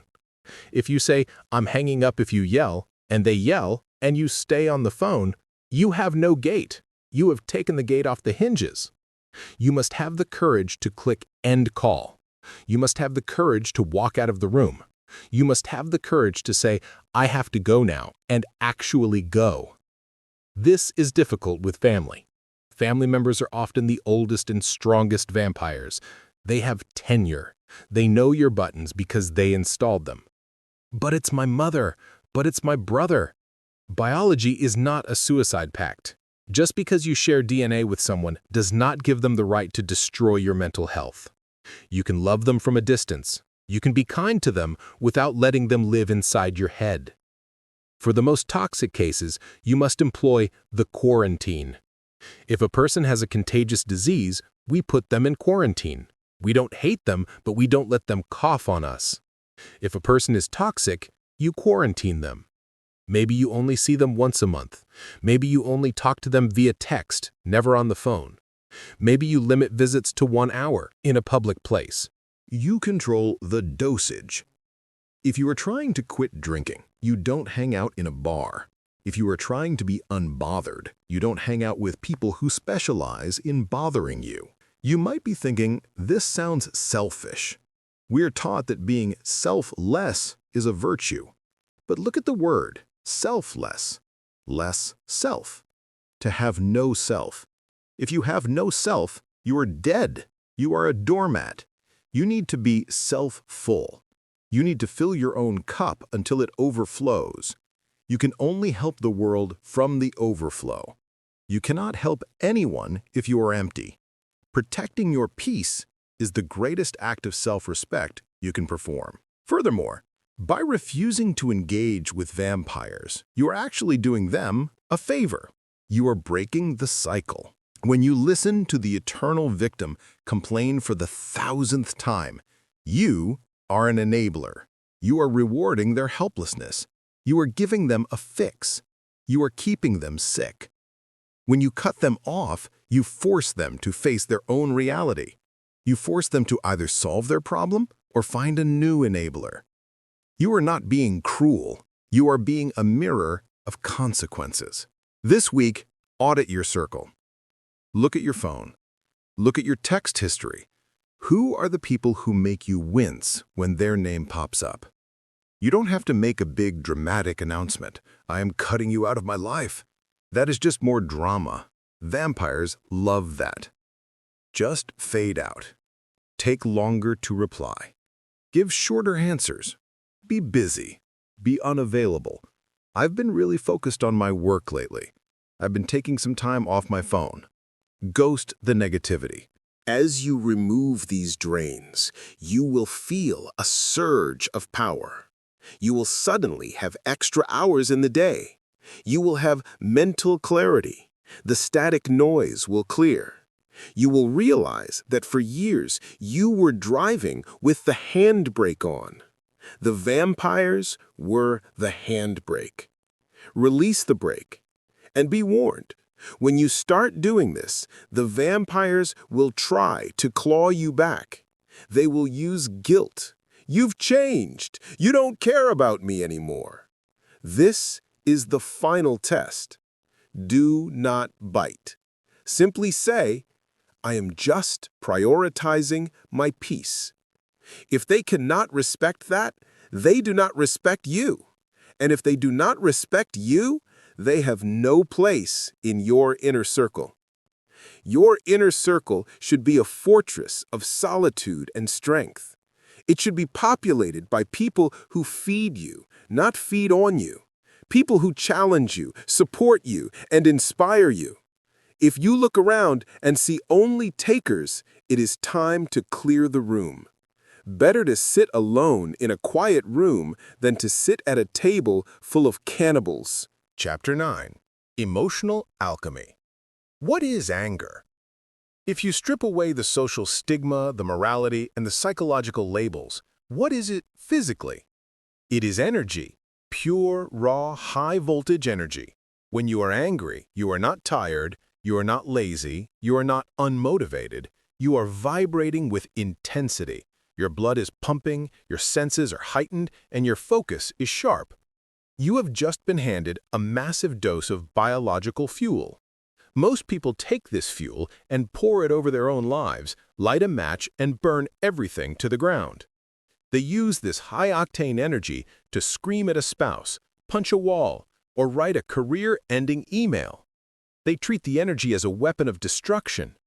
But the master, the unbothered individual, treats this energy as a resource. This is the art of emotional alchemy. In ancient times, alchemists tried to turn lead into gold. They failed. But you can succeed. You can turn the lead of insult, rejection, and frustration into the gold of achievement, fitness, and wealth. You can take the negativity thrown at you by the world and burn it in the furnace of your own ambition to propel yourself forward. The law of conservation of energy states that energy cannot be created or destroyed. It can only be transferred or changed from one form to another. When someone disrespects you, they are handing you energy. It is a dark, heavy packet of energy, but it is energy nonetheless. You have 3 choices of what to do with it. Choice 1. Suppression. You swallow the energy. You push it down into your stomach. You smile and say nothing. But inside, the energy rots. It turns into ulcers, high blood pressure, depression, and resentment. This is the path of the coward. Choice 2. Expression. You vomit the energy back out. You scream, you argue, you fight. You pass the hot potato to someone else. This relieves the pressure momentarily, but it destroys your relationships and your reputation. This is the path of the child. Choice 3. Transmutation. You accept the energy. You do not release it. Instead, you channel it. You route that massive spike of adrenaline into a specific, productive task. You use the heat to forge a sword. This is the path of the alchemist. Think of a steam engine. How does it work? You boil water to create steam. The steam creates immense pressure. If you just let the steam escape through a whistle, it makes a loud noise, expression, but the train doesn't move. If you plug the hole and don't let the steam go anywhere, the boiler explodes, suppression. But if you funnel that pressure into a piston, the wheels turn, the train moves. The same pressure that could have destroyed the machine is now powering the machine. You must build a piston in your mind. Let's look at the most common form of this, the spite drive. History is filled with men and women who achieved greatness not because they wanted to be happy, but because they wanted to prove someone wrong. Michael Jordan is the patron saint of emotional alchemy. When he was cut from his high school basketball team, he didn't go home and cry. He didn't quit. He took that rejection, that pain, that embarrassment, and he transmuted it into a ferocious work ethic. He used the memory of that rejection as fuel for 5 a.m. practice sessions. Throughout his career, Jordan would invent slights. If an opposing player didn't say hello to him, he would take it personally. He would tell himself, he thinks he is better than me. He manufactured anger to create the energy he needed to dominate the game. He didn't let the anger control him. He harnessed it like a nuclear reactor. You can do the same. Did a teacher tell you you weren't smart enough? Good. Put that in the furnace. Did an ex-partner say you would never amount to anything? Good. Put that in the furnace. Did a boss fire you? Good. Burn it. There's a clean, cold power in the phrase, watch me. When someone doubts you, do not argue with them. Do not try to convince them with words. Words are cheap. Take their doubt and use it to wake up an hour earlier. Take their disrespect and use it to do one more set in the gym. Success is the best revenge. It is a cliché because it is true, but we need to update it. Massive, undeniable competence is the best revenge. Imagine the person who bothered you. Imagine them watching you 5 years from now. You are fit, wealthy, articulate, and at peace. They are still the same, bitter, small, and angry. You don't even have to acknowledge them. Your very existence is a refutation of their opinion. To practice alchemy, you need a conversion mechanism. You need a preset activity that you go to immediately when the heat hits. The most effective mechanism is physical exertion. Remember, the fight-or-flight response is biological. Your blood is full of sugar and cortisol. Your body wants to move and wants to fight a tiger. If you sit in a chair and stew, that energy becomes toxic. You must move. When you get off a stressful phone call, drop and do 20 push-ups. Immediately. Burn the cortisol. When you have a terrible day at work, go to the gym and lift heavy iron. Visualize the face of the person who bothered you on the weight plates. Push it away. Go for a sprint. Run until your lungs burn. You will find that after a heavy workout, the anger is gone. It has been alchemized into muscle tissue and endorphins. You leave the gym feeling clear-headed and strong. You have stolen the energy from the enemy and kept it for yourself. The second mechanism is deep work. Anger creates a tunnel vision. It narrows your focus. Usually this is bad because you focus on the insult, but if you can manually turn that turret toward your work, you can achieve a laser-like state of flow. I am so mad I could kill someone. No, be so mad that you finish the project in half the time. Be so mad that you clean the entire house. Be so mad that you write 5,000 words. Use the aggression to attack the task, not the person. Aggressive work is highly effective. It lacks hesitation. It lacks perfectionism. You just smash through the obstacles because you are in a state of war. There is a story of a famous writer who would keep a stack of rejection letters on a nail on his wall. Every time he felt lazy or uninspired, he would look at the rejection letters. He would read the words of the editors who told him he was no good. The anger would flare up. "I'll show these idiots," he would think, and he would sit down and write for 10 hours. He monetized his haters. You must learn to view your enemies as unpaid employees. The people who criticize you, the people who doubt you, they are working for you. They are providing the motivation that you couldn't generate on your own. They are the wind in your sails. If everyone loved you, if everyone supported you, you might get soft, you might get complacent. You need a little friction to sharpen your blade. So when a hater appears, don't get upset. Think, aha, thank you. I was running low on fuel. I needed a top-up. This perspective shifts you from being a victim, why are they so mean, to being a predator. I will consume this energy. Let's talk about the shadow side of ambition. We are often told to be motivated by love, by passion, by a desire to help others, and that is beautiful. That is the light fuel. It burns clean. But sometimes the light fuel isn't enough. Sometimes you are exhausted. Sometimes the world is dark. In those moments, you switch to the dark fuel. You switch to the shadow. The shadow is the part of you that wants to win, to dominate, to prove your superiority. It is not nice, but it is powerful. It is okay to want to be rich, so you never have to listen to a boss again.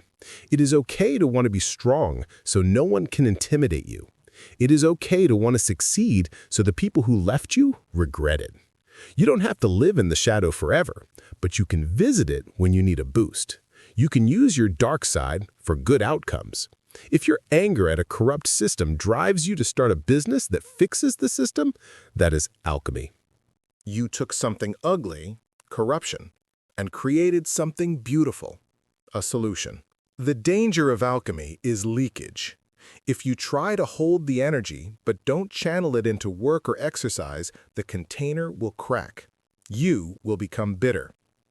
Bitterness is failed alchemy. Bitterness is when you hold the hot coal waiting to throw it, but you never throw it. You just burn your hand. You must have an outlet. You must have a mission.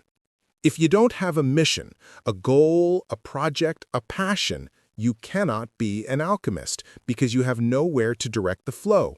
You just become an angry person. This is why the unbothered man is always a man of purpose. He is too busy building his wall to care about the mosquitoes. And if a mosquito bites him, he slaps it and uses the adrenaline to lay another brick. Let's refine the process of immediate transmutation. Scenario: you are in a meeting. Someone interrupts you and dismisses your idea. The flash. You feel the heat. The ego wants to snap back. The alchemy? Catch it. Energy detected. Contain it. Clamp your mouth shut. Do not let it escape as words. Breathe. Tag it. This is fuel for my side hustle. Redirect. Go home that night and work on your business with a savage intensity. Every time they interrupt you, your bank account grows, figuratively, then literally. Eventually, you will reach a state where you almost welcome the resistance. A kite needs resistance to fly. If there is no wind pushing against it, it falls to the ground. You are the kite. The critics, the rude people, the obstacles, they are the wind. The harder they blow against you, the higher you rise. But you must set the angle correctly. If the kite is flat, the wind blows it away. If the kite is angled, alchemy, the wind generates lift. Angle your mind toward growth. Everything that happens to me is for my benefit. This is the ultimate mantra of the alchemist. If I lose my job, it is for my benefit. It forces me to find a better one. If I get dumped, it is for my benefit. It frees me to find the right partner. If I am mocked, it is for my benefit. It thickens my skin and fuels my drive. When you believe this, truly believe it, you become terrifying to your enemies because there is nothing they can do to hurt you. If they leave you alone, you thrive. If they attack you, you use their energy to thrive even faster. You become anti-fragile. A fragile package breaks when you drop it. A robust package stays the same when you drop it. An anti-fragile package gets stronger when you drop it. Be anti-fragile. Next time you feel that surge of how dare they, stop. Smile. A cold, knowing smile. Say to yourself, I am going to use this. Then go run a mile. Go write a chapter. Go make a sale. Let the anger die, but let the progress live forever. You are not a trash can for other people's garbage. You are a recycling plant. You take their garbage, you burn it, and you create electricity. Let them keep bringing the garbage. You have a city to power. Chapter 10. The State of Zero. Imagine the deep ocean. On the surface, there is chaos. There are 50-foot waves, hurricane-force winds, rain lashing down, and ships being tossed around like toys. The surface is a war zone of energy and movement. But if you descend 50 feet, the water is calmer. If you descend 500 feet, the storm is just a distant rumor. If you descend 5,000 feet, there is total, absolute stillness. There is silence. The storm raging above has zero effect on the crushing stillness of the deep. This is the destination. This is the state of zero. We have spent this entire audiobook building a toolkit. We have learned to spot the ego, to silence the vampire, to rewrite the trigger, and to alchemize the anger. These are the weapons and the shields. But you do not want to spend your entire life on a battlefield, constantly blocking and parrying. You want to reach a place where the battle simply ceases to exist. The state of zero is not a place where nothing happens. It is not a vegetative state where you sit on a mountain and chant while life passes you by. It is a state of dynamic equilibrium. It is the ability to move through a chaotic world without carrying the chaos inside you. In the state of zero, your internal baseline is neutral. You are not manic and you are not depressed. You are ready. You are a blank canvas. Most people live in a state of plus or minus. They are plus, overexcited, anxious, manic, trying to force things to happen, or they are minus, resentful, tired, depressed, dragging the past behind them. To be at zero is to be present. It is to be stripped of the baggage. When you are at zero, you have no velocity. You can move in any direction instantly. You are the samurai standing perfectly still before the sword is drawn. So how do we live here? First, we must accept the permanence of chaos. You have likely been operating under a delusion. Once I fix this problem, then I will be peaceful. Once I get that promotion, then I will relax. Once my partner changes their behavior, then I won't be bothered. This is the when-then trap. It is a lie. The world will never be fixed. The world is a factory of entropy. Things break. People die. Economies crash. Traffic jams happen. New annoying people are born every single day to replace the ones who died.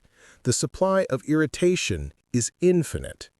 If your peace depends on the world behaving itself, you will never know peace. The state of zero is the realization that peace is an internal infrastructure, not an external condition. You do not wait for the storm to pass. You build a submarine. You decide that the external weather report is no longer the authority on your internal climate. This requires a fundamental shift in your identity. You stop identifying as the victim of circumstance and start identifying as the observer of experience. The observer is the part of you that watches your life. It is the consciousness behind the eyes. When you get angry, the observer notices, the heart rate is up, the mind is racing. When you are sad, the observer notices, there is heaviness in the chest. But the observer does not become the anger. The sky does not become the cloud. Living in the state of zero means widening the gap we spoke about in Chapter 7 until it becomes a permanent chasm. You sit on one side of the chasm, the observer, and the events of your life happen on the other side, the screen. Someone insults you, you see it happen on the screen. You see your avatar, your body, react. But you, the real you, are sitting back in the theater, eating popcorn, watching the show. You are not involved. You are safe. This detachment is not coldness, it is clarity. Only when you are detached can you truly love, truly lead, and truly solve problems. Think of a paramedic saving a life. If the paramedic is crying, panicking, and screaming, attached, they are useless. They might kill the patient. But if the paramedic is cool, clinical, and focused, detached, or state of zero, they can perform the miracle. They care enough to save the life, but they care enough not to lose their mind. You must become the paramedic of your own life. To maintain the state of zero, you must practice ruthless mental hygiene. You shower every day to clean your body. You brush your teeth to clean your mouth.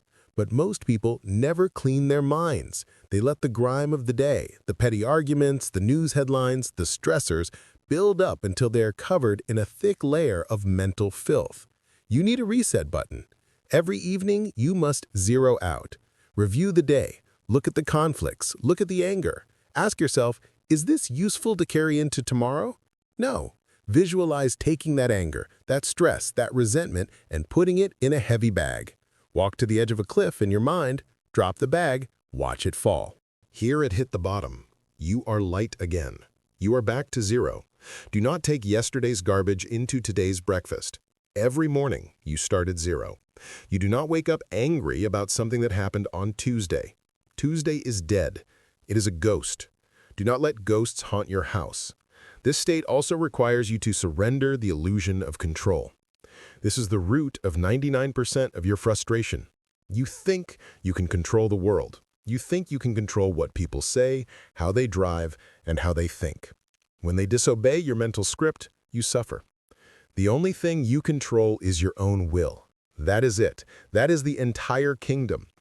Epictetus, the great Stoic slave-turned-philosopher, said, "Some things are up to us, and some things are not up to us." It sounds simple, but it is the hardest lesson to learn. The traffic, not up to you. The economy, not up to you. Your wife's mood, not up to you. Your reaction to all of them, up to you.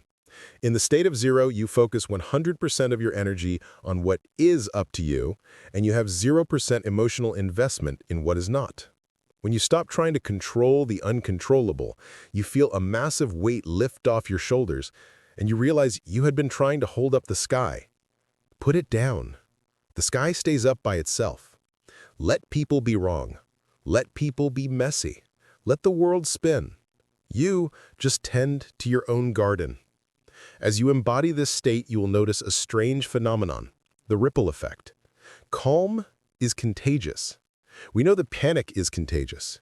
If one person screams in a crowded theater, everyone runs. But high-level, grounded calm is also contagious. When you walk into a room of chaotic, stressed people, and you are vibrating at zero, you change the room. You become the anchor. People unconsciously relax around you. They lower their voices. They stop fighting. They look to you for leadership. They sense that you have something they don't. They sense that you are standing on solid ground while they are drowning in quicksand. You don't have to say a word. Your presence does the work. This is the ultimate form of power. It is not power over people. It is power under people. You are the foundation. You are the rock. But be warned, the world will try to drag you back. There is a concept called crab mentality. If you put a single crab in a bucket, it can climb out. If you put 10 crabs in a bucket, none of them escape. Why? Because when one tries to climb up, the others pull him back down. When you start living in the state of zero, you are the crab climbing out. Your friends who bond over complaining will try to pull you back. Why are you so quiet? Don't you think this is awful? Your family members who thrive on drama will try to poke you. You think you're better than us? They are not doing this because they are evil. They are doing it because your freedom highlights their slavery. Your silence makes their noise sound unbearable. Do not get angry at the crabs. Do not hate the crabs, but do not let them pull you back into the bucket. Kick them off gently. Keep climbing. Eventually, you will reach a point of invincibility. Invincibility does not mean you cannot be hurt. It means you cannot be defeated. You can lose your money. You can lose your status. You can lose your health. But you cannot lose yourself. If you base your happiness on your bank account, you are vulnerable. If you base your happiness on your reputation, you are vulnerable. If you base your happiness on the state of zero, on your capacity to accept reality and choose your response, you are invincible. No one can steal that from you. It is locked in the vault of your character. Think of the great figures of history who faced immense suffering. Viktor Frankl in the concentration camps, Nelson Mandela in his cell. They were stripped of everything, their clothes, their names, their freedom. But they were not broken. They retreated into the fortress. They found the state of zero. They realized that the guards could control their bodies, but not their minds. You are likely not in a concentration camp. You are likely in an office, or a traffic jam, or a difficult marriage. The stakes are lower, but the principle is the same. You are free. You have always been free.